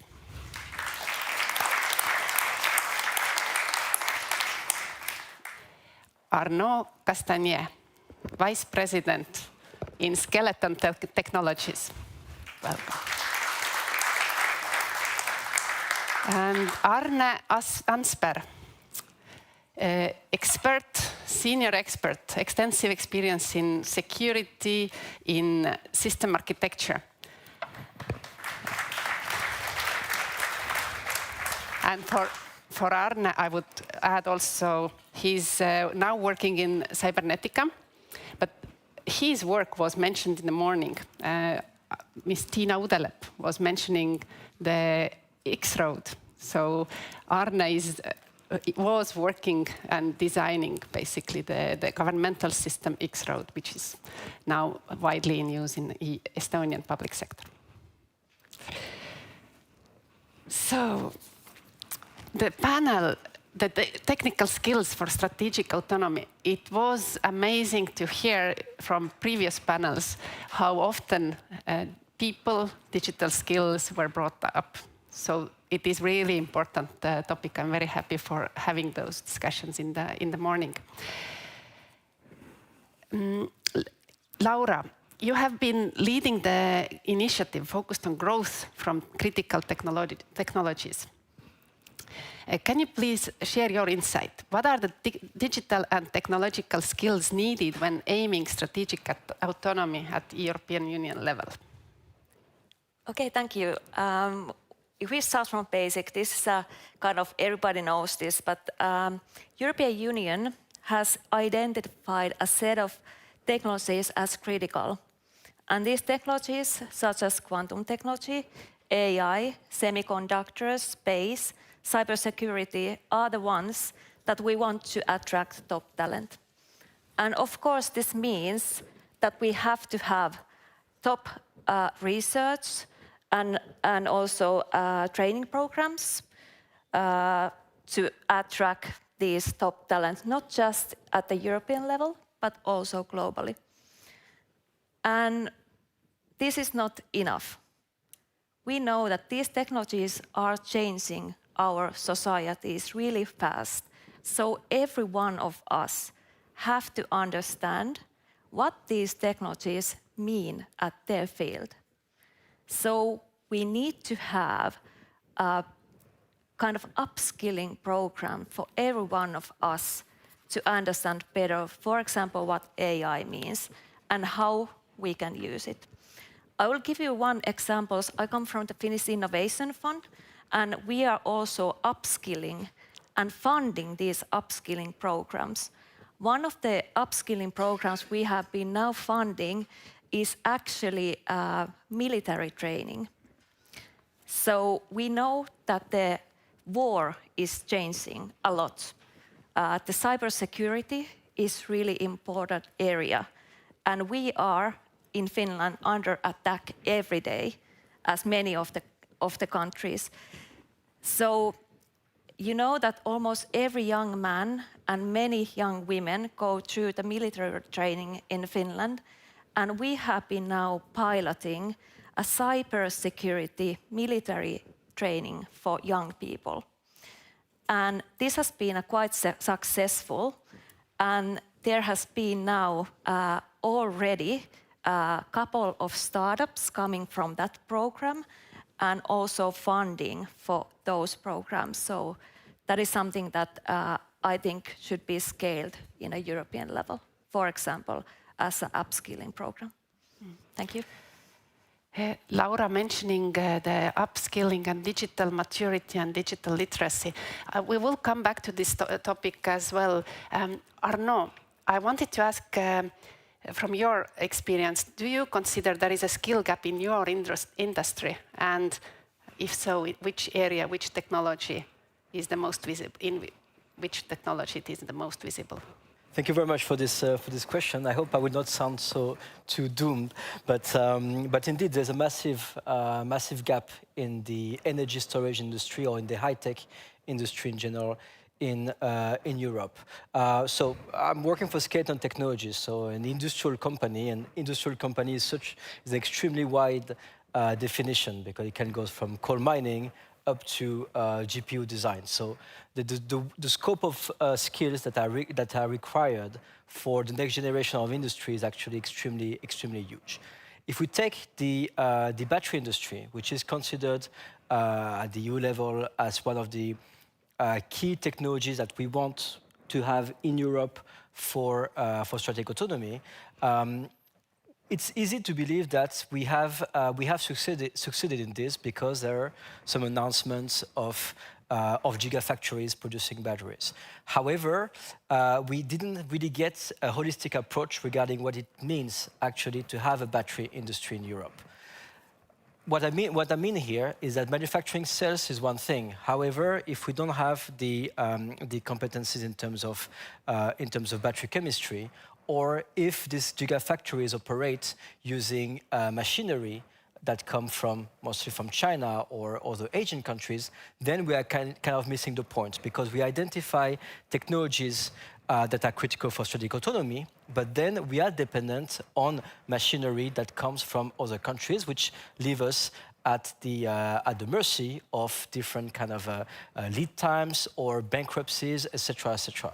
So when Europe has invested in developing this battery industry, we didn't take this holistic approach of understanding the entire value chain and how we could potentially solve the gaps. I took the example of batteries, but we could talk about other sectors such as, for instance, AI data centers, which right now are attracting massive investment in Europe right now, while at the same time, Europe does not have a GPU design company, for instance. So we see this kind of we always follow the same path, where we make big announcements because we have identified a technology that we want to have in Europe, while not addressing the skills and the kind of tech skills that are necessary across the entire value chain of these industries.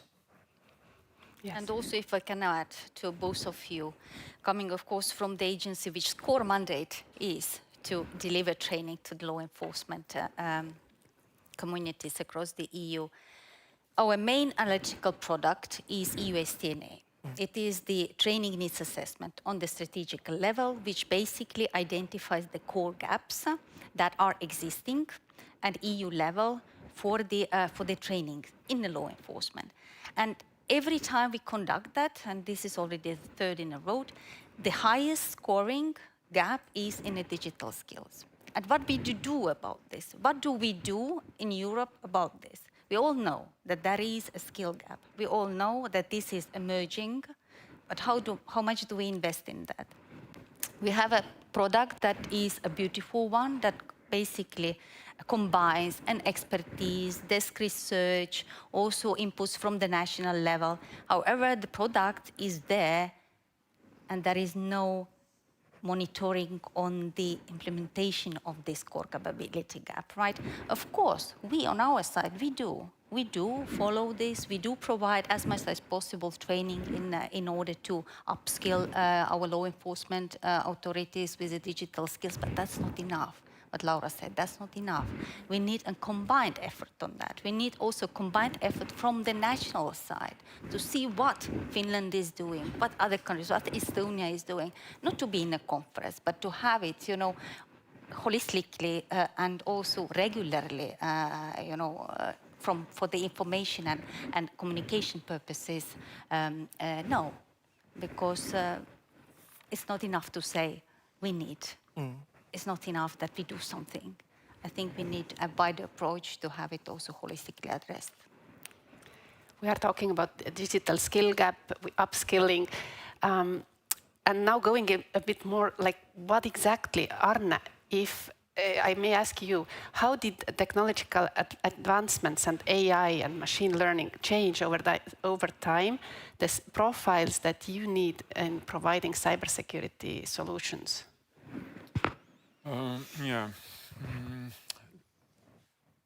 I think that definitely there is a change, but I think that there are some core things that are not going away, and I think that where we are seeing the largest gap, a growing gap, is actually the lower layers of this tech stack, because we see a lot of push to be more efficient, to use the platforms that are made available globally, that are offering very, very attractive capabilities, like everything is integrated, the productivity boost is huge, very well integrated with AI tools. But if you talk about autonomy, it's absolutely no autonomy. I mean, like, of course, there are like contracts, there are promises, etc. But if you look around in the current world, you see that contracts and promises, they not withstand the time. And if we take a look at this kind of like a pyramid, at the lower level, you have systems that are not critical. I don't know, small businesses, etc. If there is a breach, of course, it's bad, but it's not harming the security of the nation. And on top of this, you have some governmental systems, and you have like systems where you process your national secrets, and you have defense systems. So you have a pyramid. And now what is happening is that the usage of the global platforms is actually taking away the people who used to maintain the non-critical systems, the people who were able to afford mistakes, to learn, and then graduate. And we are not seeing the big problem yet, because we have still the old people alive and taking care of the higher levels of the pyramid. But the competence to build autonomous, mission-critical systems, hardware, networking, data centers, everything on top of this is something that is going away. Today, this is hard currency. If you know how to do it, like demand for these skills is growing. And I see that this is I don't have a good answer here, because I see that there is a conflict between efficiency and autonomy. And I don't believe in this thinking that, okay, government is going to be more efficient, and all this money that is saved is then transferred to build mission-critical defense systems, because we just don't have people to hire with this money to build those systems. It needs to be more balanced, I think. And I think that if governments just take 100% let's go to cloud approach, this is bad in more than one way, and especially for the autonomy. So this is a problem that I see. And as I said, I don't have a very good answers here, but yeah. So the pool, the demand is growing, while the pool, the training, is reducing. Mailis, demand is growing. There is a digital skill gap. What are the challenges that public institutions face in attracting those top-tier technological profiles? First of all, I would like to start with saying that, I mean, the problem lies not only or lies not in attracting. Problem lies in what was said here, that we just don't have enough. We just don't have enough people, because once, let's say, win is the other's loss. You manage to attract, but this is a loss for the other, regardless of the public or non-public. It is the same people that we are trying to attract. However, I mean, looking into the question itself, of course, I identified some, let's say, problems with attracting. First of all, I think, and the main one, is very slow and rigid HR procedure for recruiting people. It takes months, 6-8 months to recruit someone. And if you have a person who is quick to turn around and really wants an answer, possibly today, after the interview that he has conducted, he's not going to wait until you make all your papers right and the selection committee, minutes right, and you are able to issue a verdict whom you are whom you want to propose the post. And often, at least what we see at CEPL, and I think it's also the case for the other agencies, that we have a short list of the candidate and we go into the third or fourth one because the first two ones have been already offered a job that they are not available anymore. So we have to do something about the recruitment system also in large. And I know this is a sensitive topic. I know that the staff regulations is almost like a Bible. You cannot touch it, right? But I mean, if we want really to be competitive, we need to look into this, how we can make the best possible out of that. Either we go into then the recruitment of the pools of the talents, in a once, and then you have a selection of the people, 100 or 200 from whom. I don't know what this solution, I don't have a solution, but definitely this is one of the problems identified. Secondly, non-competitive and total reward package. Compared to the public sector, we know they are attracting with very market-oriented salaries, stock bonus schemes. I mean, large companies, they have big bonus schemes, also generous benefits and etc. And they are really quick to move. I mean, they say, okay, I want you to come, I pay you this much, and plus this, you will have a bonus, I mean, on outturn of our company, whatever benefits. So we don't have that. Of course, how to mitigate that? What we have is we sell mission. Unique mission. I mean, unique mission for EU LISA, unique mission for Europol, unique mission for CEPL. This is our pride, right? But it is, of course, something to sell, and we have to think how to sell it better. And but is it enough? I don't know. The third one that I have also identified, especially for the law enforcement, maybe not so relevant for the other agencies, is the security clearance. The vetting that we also require for the people to come in.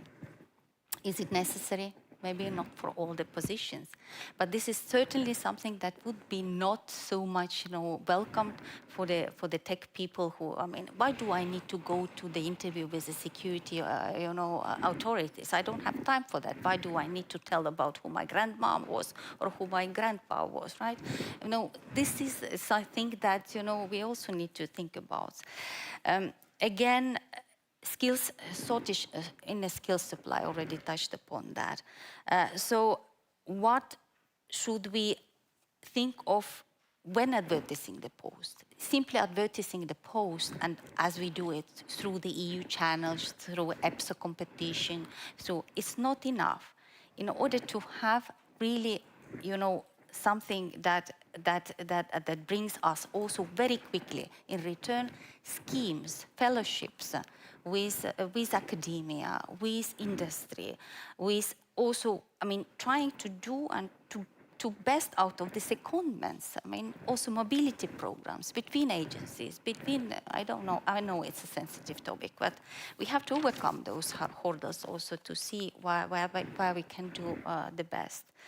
Of course, for the high-tech people, what is attracting also, what can I do? Can I have a development work? I mean, what do I do? What I'm dealing with? I'm dealing with the legacy of the IT systems usually. When they come to the EU agencies, there is something already built. So, I mean, they have to deal with what is there. So it's limiting their freedom, right? They are the people who also like to be mobile. And I can continue with the list, but I stop here. You mentioned one important, you started with that we have the gap in the market, so not enough those technical skills. So I ask Laura, how can the EU build sustainable pathways for continuous upskilling and reskilling to keep pace with these evolving needs? Yeah. Coming from a foresight organization, I would like to say that we need more foresight in this field, but that's not the problem. We don't know. We actually know that we are lacking the technical professionals at the European level.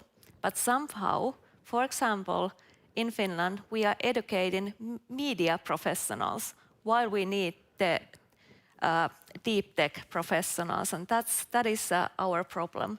But we have a lot of really good professionals at the European level, and we should harness the internal market power that we have.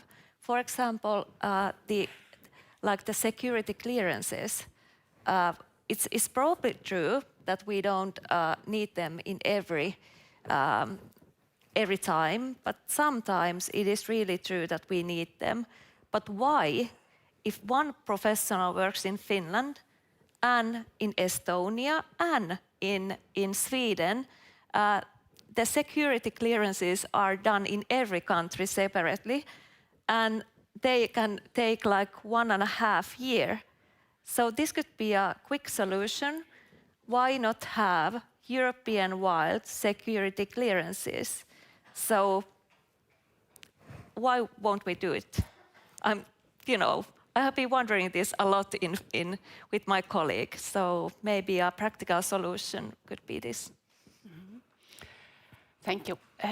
We have Menti here, so I invite everyone to take the moment to answer to our poll question, and we will have a look afterwards. The question is about the top priority in reducing the digital science and technology skill gap.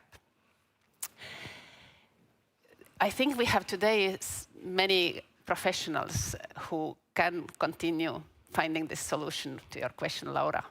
Why don't we find the easier solutions regarding the security clearances?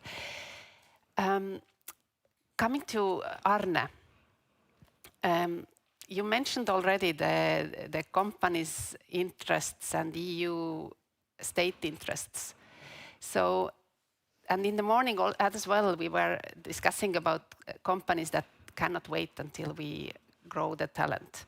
That is the competitiveness, the need for the efficiency. So Arne, how to balance the interest of companies with the goals of reaching strategic autonomy at EU level, and if we talk about HR strategies here?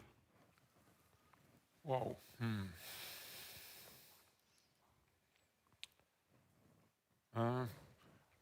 Not really sure. Yes, I think there are different approaches. Not sure about the balancing part. I think that companies, they just adapt. I mean, they have to survive. They don't have any, I don't know, guarantees that they will survive. They have to adapt. And if you talk about finding the people, I think that the best strategy that works for us at the moment is growing the people. And we just have to take the time, 2-3 years. We can hire young people. We can offer them let's say, challenges at the appropriate level so that they can grow. And this is turned to be a most sustainable approach for us, how to get those professionals that we need. We have to grow them by ourselves. Not sure how well that would work for public institutions because having like a different tasks at different levels, it's hard. Looking at the poll now, we see that the most answers are in upskilling and reskilling current workforce. So the same, exactly the same that Arne just mentioned. Kind of, yes, yeah. Arno, would you comment what is surprising in these results? No, I mean the upskilling and the reskilling is indeed a key priority. However, it's obviously not as simple. We see it in the industry. The way we're doing industry now has totally changed compared to how it was in the last in 20 years or 30 years ago. We now, when you want to build a manufacturing facility, you start also use what we call like a digital twin of factory, because you want first to fully understand how the factory is going to operate before actually starting putting your machines and operating them. So anyone who's a hardware engineer now needs also to be excellent at understanding all these kind of digital tools and software. So that's why for countries or for institutions, investing in software engineers or in hardware engineers, you cannot choose between the two, because nowadays in all the high tech, in all the high technologies, you need a combination of both skills. Nowadays, factories, whether it's in batteries industries or even in like electrolyzers or defense industry, etc., are highly automated now, and this is something actually that even Europe is lagging behind if we compare with Japan or Korea in the robotization and the integration of automation systems in our factories. So if we want to remain competitive, we will need to digitalize, automate, and include more robotics in our own factories. But for this, you need people who are not only specialized in one task and one area of expertise. You need people who are able to understand both the digital tools and how the hardware works. Which brings another issue is that when we talk about upskilling, very often there is also a mismatch between the traditionally industrial areas in the countries and where talent may want to go, or the places which are very attractive now. Because we are right now in a situation where we have to help regions to transition from an industry that some industries that right now may not be offering any growth perspective into new kind of industries. So we need to find a way for the same areas, not only to reskill the people who are there, but also to make those areas attractive for the new kind of profiles that we want to attract to operate this high-skill manufacturing. So I'm all in favor of upskilling and reskilling people, but we need to find a better way to match the industrial regions, which are still going to be the ones hosting the majority of high-tech manufacturing, for instance, together with the areas where with the highest rate of digital and tech literacy. I regret that I didn't go through all my list, because one of that was also, I was not reading. Also location and the mobility constraints, exactly on the part that you said. So many of the agencies are operating from the capitals, and not all of the capitals, in all fairness, are very attractive, you know, to get the talents, or the specific locations are not so much valued. So also language expectations, problems, you know, EU agencies also sometimes complicate too much in terms of the cross-border mobility rules and hiring rules. So yeah, this is also definitely one of the factors that needs to be looked at when trying to attract people. Mailis, it's very good that you took the floor, because we were discussing upskilling, reskilling, training needs, multidisciplinary skills that are needed. So simple as the training, focusing on training and continuous learning. So how important is it to adapt training to the new technological landscape that is evolving very fast?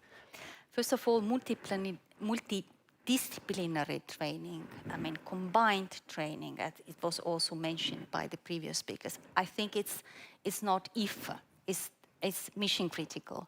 So something that we must do, something that we need to think of, that without we cannot basically conduct any of the training courses, not only for Sepol, not only for the other companies. Because, I mean, why? Criminal methods are becoming increasingly digital. I mean, they are all overlinked. I mean, they are linked. Criminals are moving across the borders. They're using different, digital tools. They are faster than us. And I mean, if you are just, training in one of the subjects, you will never get there. In all of the trainings, at least that Sepol conducts, we have cross-horizontal issues that we always put also in all of the trainings that we are delivering. Cross-horizontal issues are one of the, on the ethical dimensions mentioned by you, on fundamental rights, on legal regulation framework. It was also mentioned by previous Europol speakers that officers on the ground, practitioners, they don't know what legal framework they should operate with. This is also our task to say and to also indicate, okay, what is the new regulatory environment that you may and you will have to take into account when you are operating on the ground. So for me, it's mission critical. So we have to do that. It's no question about that. The methods of the training are also important to say here, that we are not anymore in an old style type of the training. You go into the training classroom, you sit there, you come out, you are wiser and you're ready to work. No. Nowadays, we also use a lot of blended learning modules. We go back and forth with the people that we train. So training does not end when one of the module ends. It continues. We also go back and see, okay, in time, how this training has affected, for example, the person in question. It also creates a need for the strategic foresight on the ethical awareness. Whenever, for example, in the training courses on the OSINT, on cyber resilience, on the cyber crimes, we need to also look into, okay, what is the possible AI bias?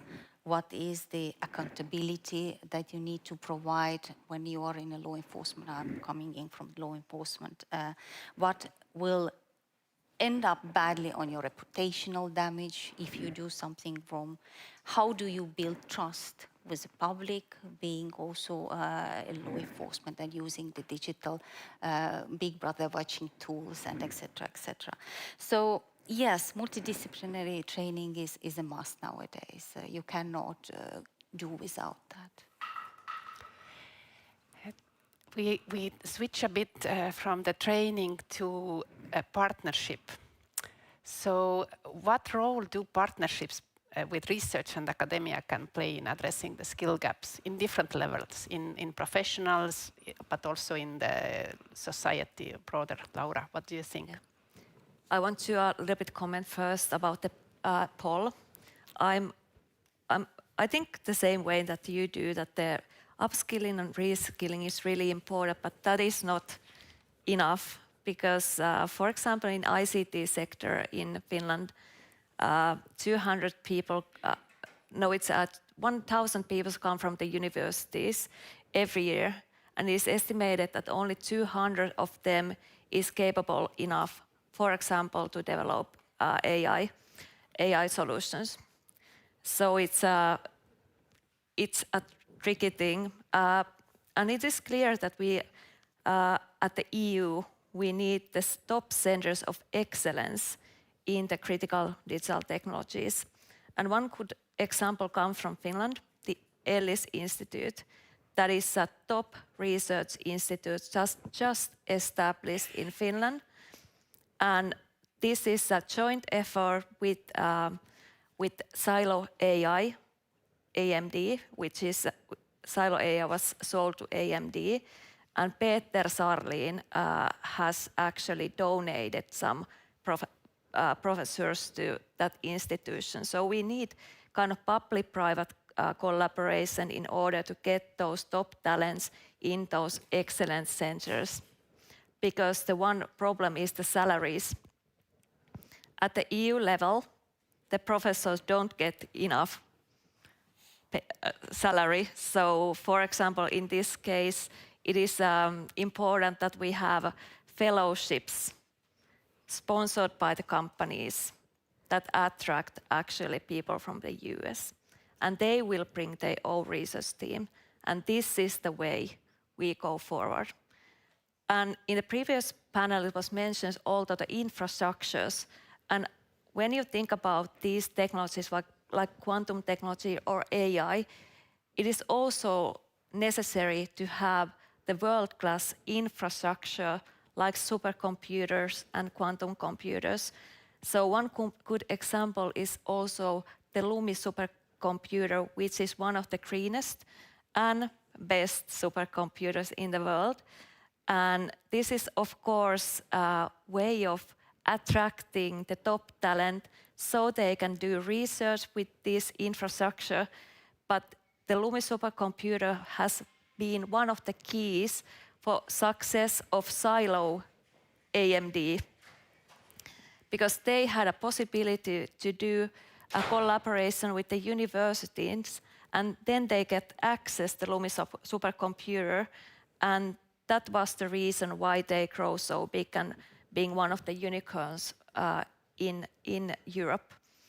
And the next phase will be the AI gigafactories. So this is something that we should look really carefully, and this is also an initiative that Sitra is supporting in Finland. So some really success stories in public-private partnership, and what is interesting is the access to data, what was also mentioned in the previous panel a bit, how the development can be fostered. You mentioned you started actually with universities graduates, that they are not ready for certain tasks. And Arne, actually, this was, I think you kind of touched this as well, that you are growing talent in cybernetica within the company. So how do you see this? Is it normal trend that we should all accept? I think that one very long-term concern, if you think about 10, 20 years in the future, is that actually the way how mathematics today is taught in school, it's changing. It's made easier, so it's more pleasant to learn.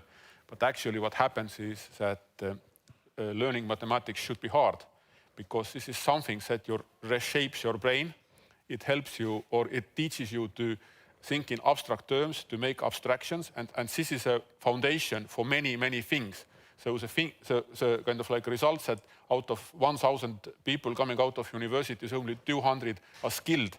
I think that one of the reasons is that the level of or way how mathematics is taught today is going down. Perhaps it's a problem specific to Estonia, I don't know, but at least here in Estonia, this is really a big problem. One of my colleagues, he actually analyzed all the textbooks for mathematics in Estonia, and what he saw is that there are huge gaps. Like basically, kids are taught how to solve a problem, they are given the tools, but they are not taught anymore how to create those tools. So you may know the formula for solving quadratic equation, but you don't know how to derive this formula. Or you may know some theorem. You know that this is valid, but you don't know how to prove it. And if you don't know how to do it, you cannot create the new stuff. And this is a real danger, because I mean, like, it's like, of course, like cryptography. I mean, like, it's heavily relying on mathematics. It is mathematics. And we already see in Estonia big problems that having like a cryptographic industry and like a certification capability on the government side at the same time, we just don't have enough people, and we see like a decline of people who are capable of becoming cryptographers. But if we talk about IT in general, I mean, like, it's absolutely essential that the people who create the new systems, who come up with architectures or AI or whatever, they need to have a very good, very strong abstract thinking capabilities. And this is what mathematics is teaching. And this is a very troublesome trend.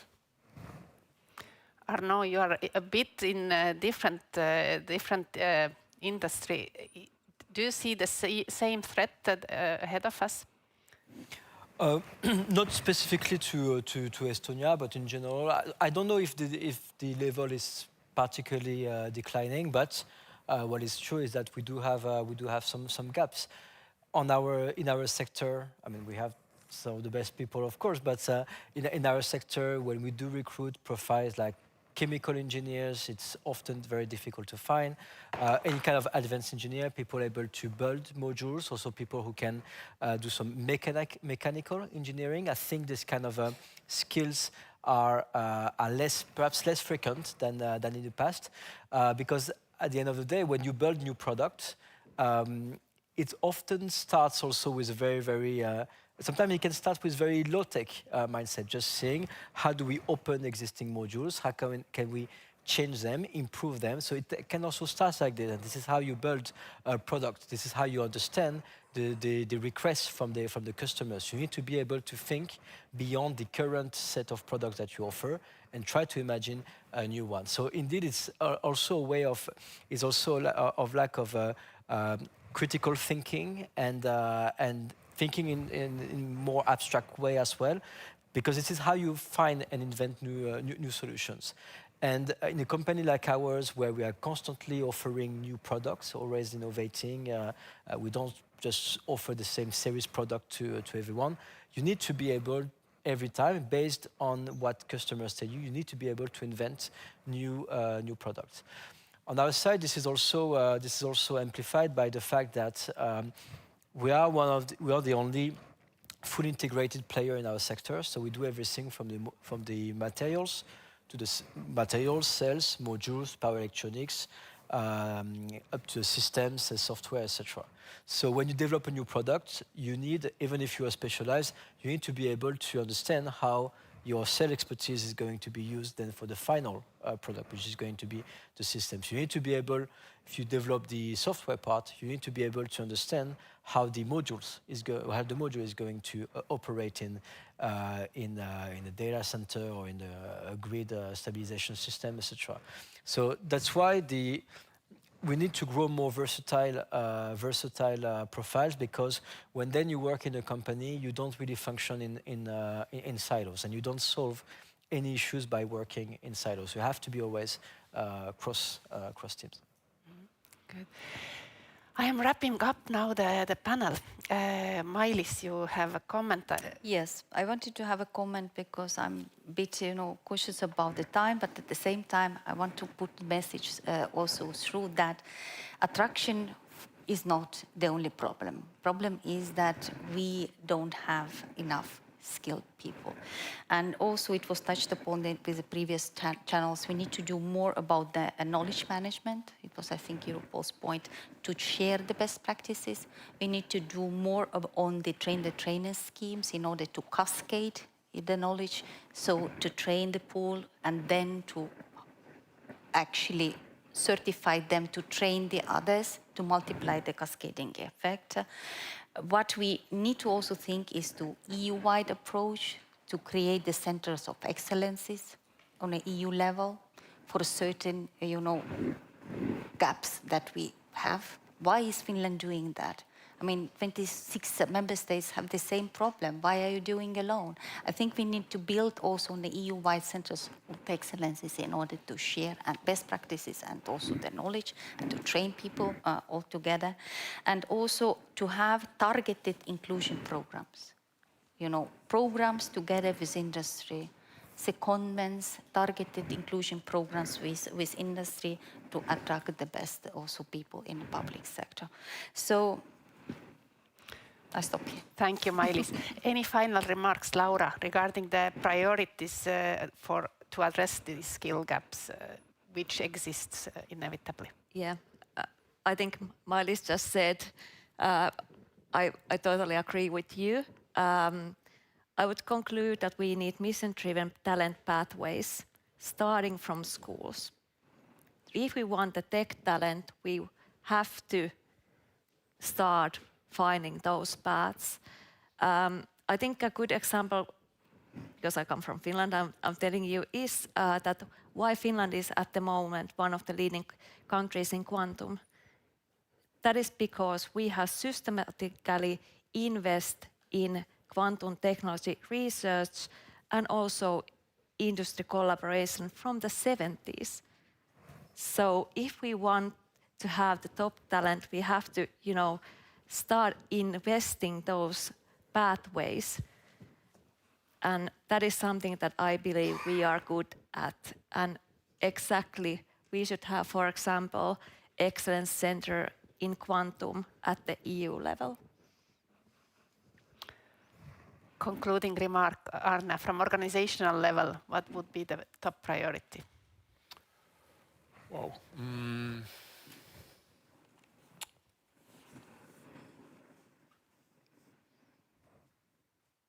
I think it's general education systems that needs to be kind of like improved, because we manage today, but not sure about tomorrow. Arno? We need very practical education also at university level. I mean, Europe does not have a lot of issues in terms of academia, but then is the move from academia to industrialization that is much more difficult. So, but this is also due to the fact that we don't have a lot of successful examples of scale-ups, for instance, in the tech sector. So this is what we need to be much better at. It's great to be excellent at academia, but we need to be able to really transform this into some concrete technologies, concrete products, and concrete businesses. So we need to be much more practical there and really help turn academic excellence into businesses and industrialization. Because I see that the question also regarding attracting talent from third countries, and I think in itself Europe is attractive, but we need to transform this attractiveness into something that is going to help us achieve the strategic autonomy. So it has to be redirected at the skills that we are lacking and at the industries that we want to grow. So it requires setting up some clear priorities and knowing exactly what we want to develop in Europe. Thank you, dear panelists.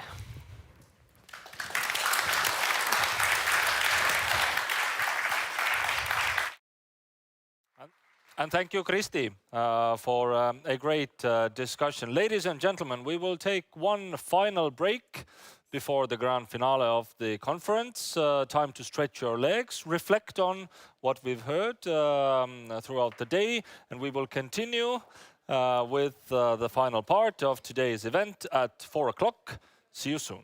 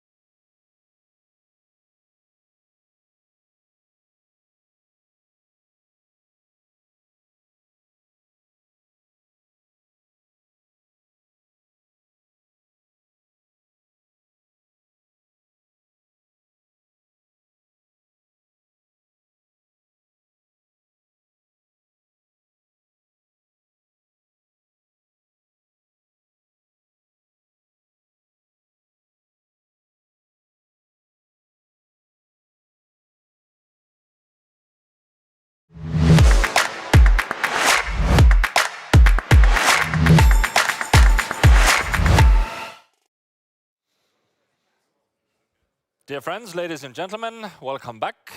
We've had a interesting and inspiring day. I hope you all share my diagnosis of the day. You have similar impressions. We are nearing the great finale of our event, and we return our focus really to EU LISA, the agency at the very heart of today's discussions.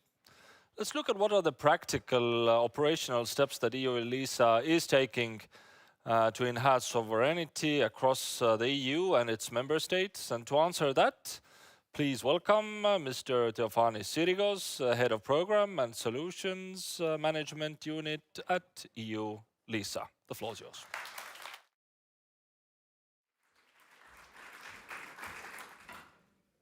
Thank you. Good afternoon. I know it's a difficult time. I know you are tired, so I know it's the end of the day.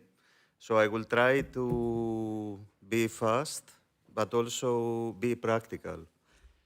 Because I would like to elaborate on what you see on screen, the contribution of our agency to the European and the member states' sovereignty.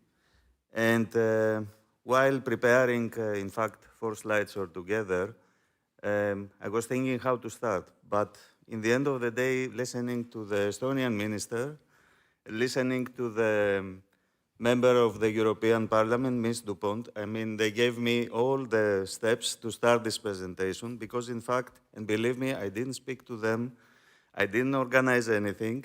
Simply the points they mentioned are part of my presentation because they spoke.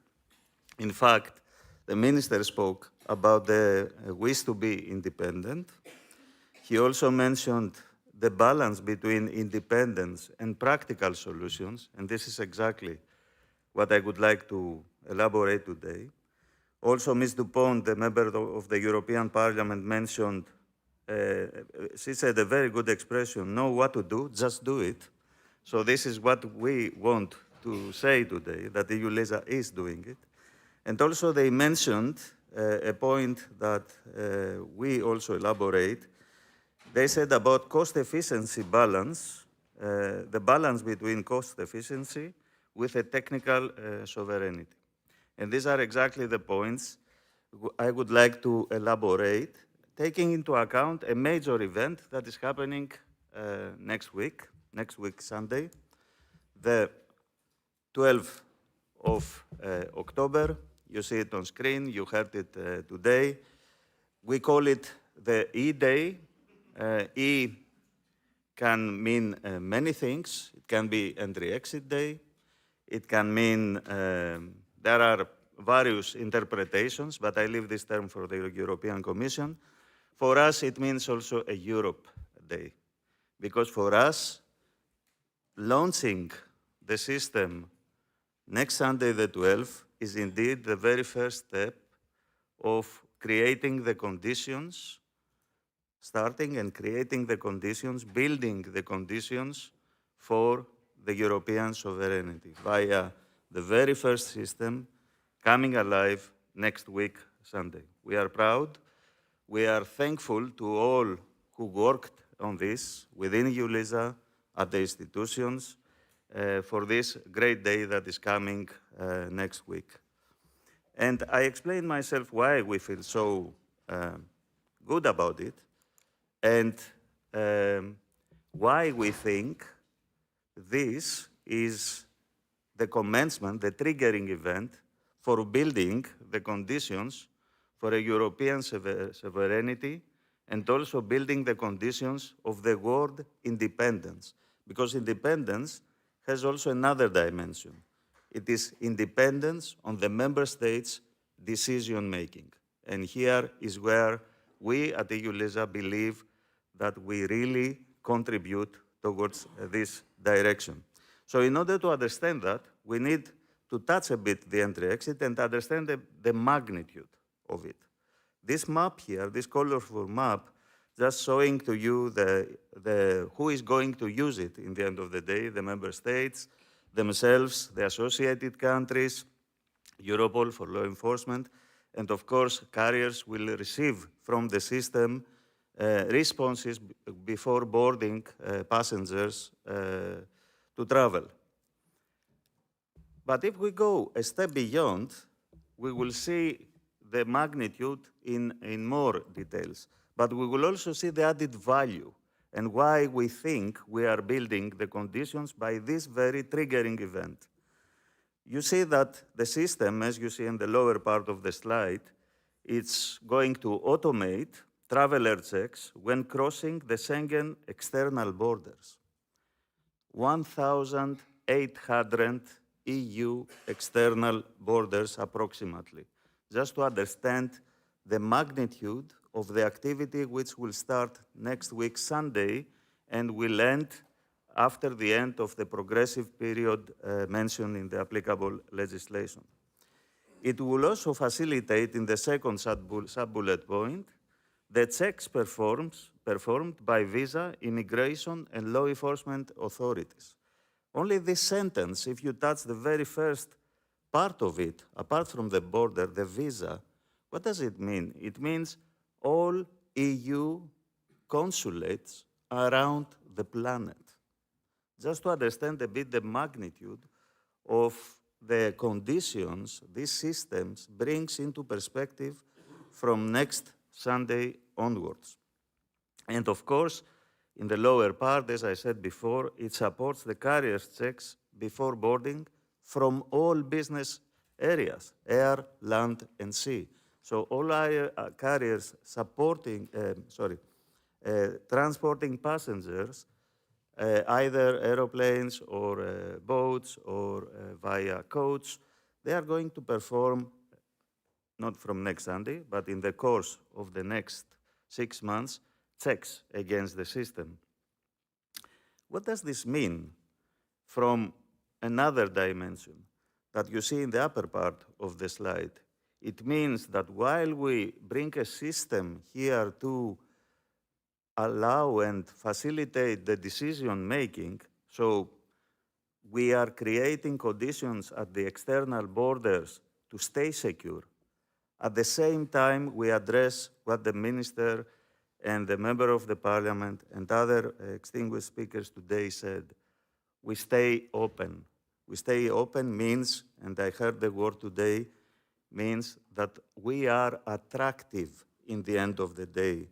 Our border crossing points, the Schengen area, it remains attractive for investment. We don't close the door by implementing the system. The contrary, we automate, we help decision making, and we remain attractive to the travelers wishing to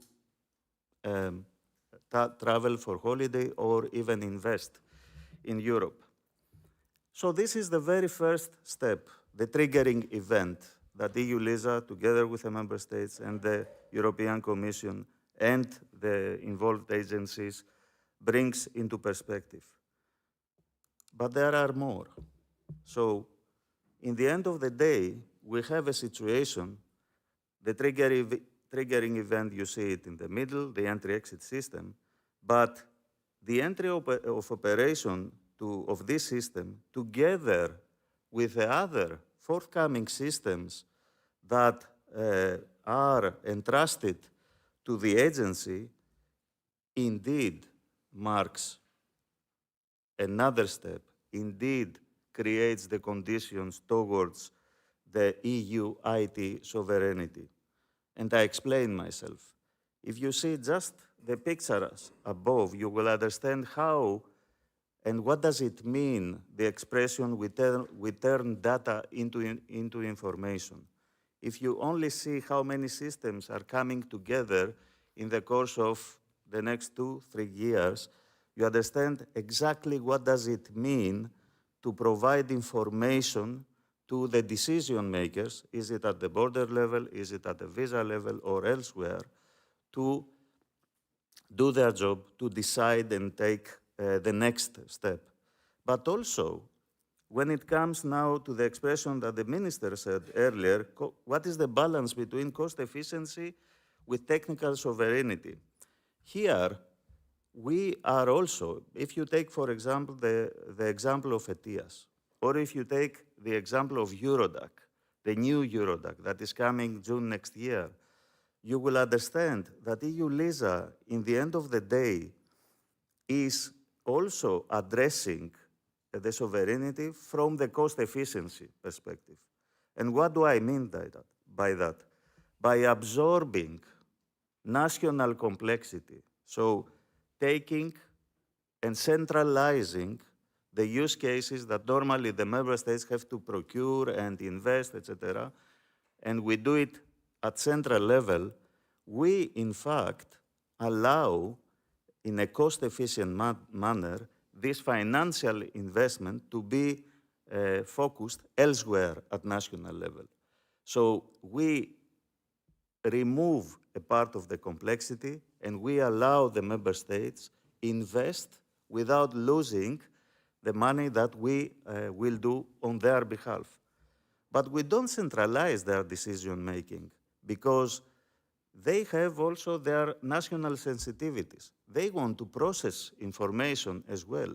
That's why with a new Eurodac, we provide, of course, a centralized system that is doing the job end-to-end, but is giving them to the ones that they want to process information at national level, we give them the opportunity to stay independent, to allow process in line with a national sensitive areas for decision-making, allowing them process the information from the central systems in order to take this decision.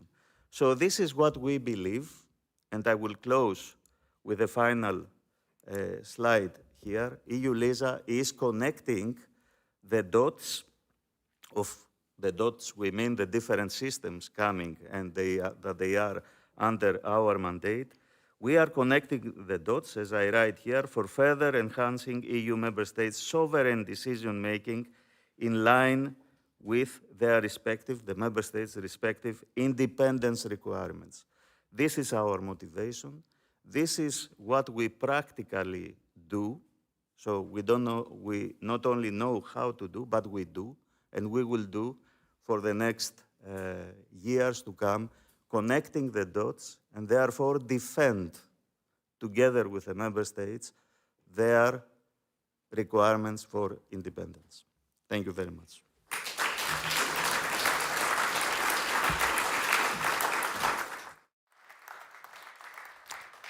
Thank you, Teofanis, for also connecting the dots between the first speakers and yourself. Indeed, many points that the Minister and Commissioner raised were addressed throughout the day, and it's good to finally wrap up on this note. Ladies and gentlemen, we've talked about strategy, systems, laws, and skills, all vital parts of strategic autonomy. Before I hand this stage over to our final speaker, just a quick thank you, because this is the last time you actually see me on this stage before you. It's been wonderful. Thank you, all speakers, panelists, all expert moderators, and especially to you, dear audience, those of you who are sitting there, those of you who have been following us through their screens, really for making this day full of ideas and ambition. And clearly, Europe has a lot to achieve, a lot of opportunities, let's say, if we use the phrase from the Commissioner this morning. Ladies and gentlemen, one last reminder from my side. There's a short survey in your conference bag. If you have a minute, the organizers would greatly appreciate if you filled it and left it to the registration desk on your way out. For those of you following us online, there's a survey button on the platform, just one click away. And if you're curious to discover the venue, there is a guided tour starting right after we wrap up here. Feel free to join it. It's quite a building to discover. Now, ladies and gentlemen, to close the day and to look ahead, please welcome Mr. Lorenzo Rinaldi, Head of the Business and Stakeholder Relations Unit at EU LISA.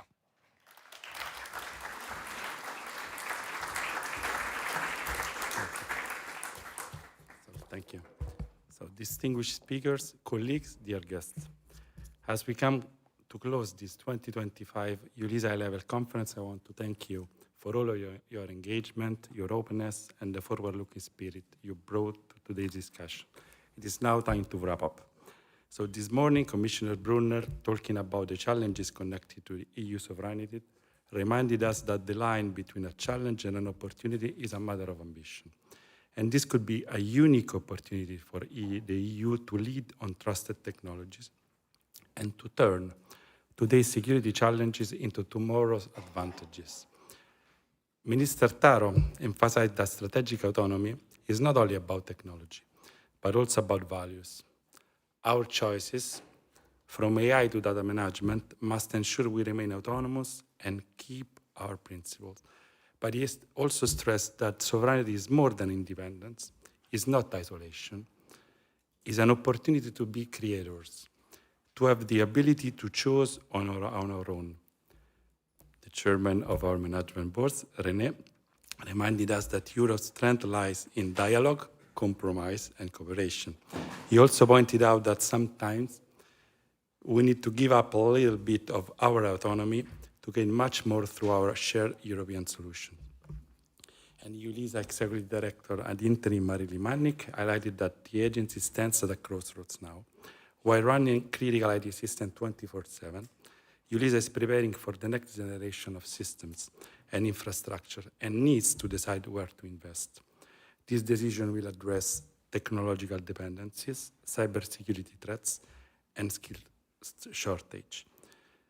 Then, from our high-level debate to the three thematic panels, one thread has been constant. Sovereignty is not an abstract concept, but a practical enabler. It is the foundation that allows Europe to secure its border, enhance its internal security, safeguard justice, and ensure resilience. And we have the call for more maturity, awareness of all the risks, and for tech education at every level, from policy teams to citizens. We have also heard about the need not to affect business continuity and to be aware of the actual timeline to reach this ambitious objective, using an open sovereignty model which encompasses the use on non-EU solutions that respect our values and norms, allowing us to be in control and respect data protection. And in this context, interoperability, I feel that indeed where EULISA has a key role, could be a further enabler for EU sovereignty as it establishes a trusted and EU-controlled framework to exchange information. Then our first panel addressed the existing gaps and reminded us that technology choices are never neutral. They shape our security, our autonomy, and our ability to lead. The conversation highlight how digital infrastructure, ranging from AI to open source, from trusted service models to portable systems, must be built on trust and transparency, as we need to consider other aspects beyond just performance. We have also been reminded by Matthias Hoel, the director of the Joint Research Center, how EU scientific expertise supports our shared goals and ensures that Europe can rely on modern, trusted, and efficient border management system. Then the second panel underlined the essential link between sovereignty and the rule of law. Speakers emphasized that the EU has many new regulatory frameworks that set strong rules based on the European values. But indeed, regulation struggles to keep up with fast-changing technology. They stress the need to make current rules work better in practice, avoid too much overlap, and use tools like procurement and cloud governance, for example, to build trust and to support European technology. The last panel we had today reminded us that technology and laws alone are not enough. Skilled people are the backbone of sovereignty. EU should invest in upscaling skills through better curricula and multidisciplinary trainings to build and retain expertise in Europe to attract also international talents.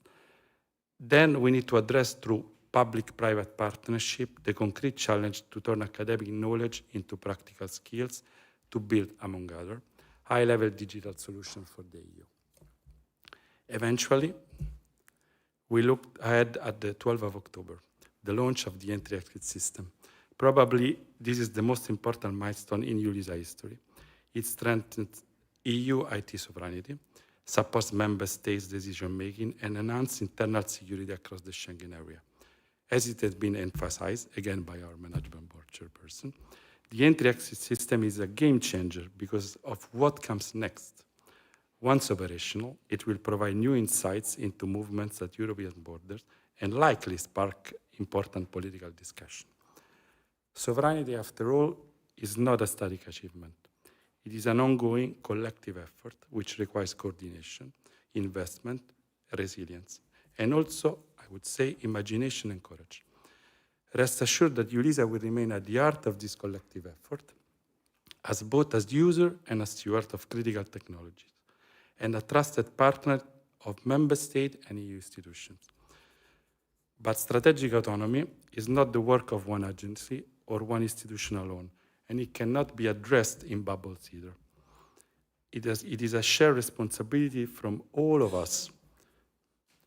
So now let me conclude this conference by thanking first and foremost our day moderator, Johannes, all our speakers for their valuable contribution, all the other moderators for the various panels for skillfully guiding the discussion.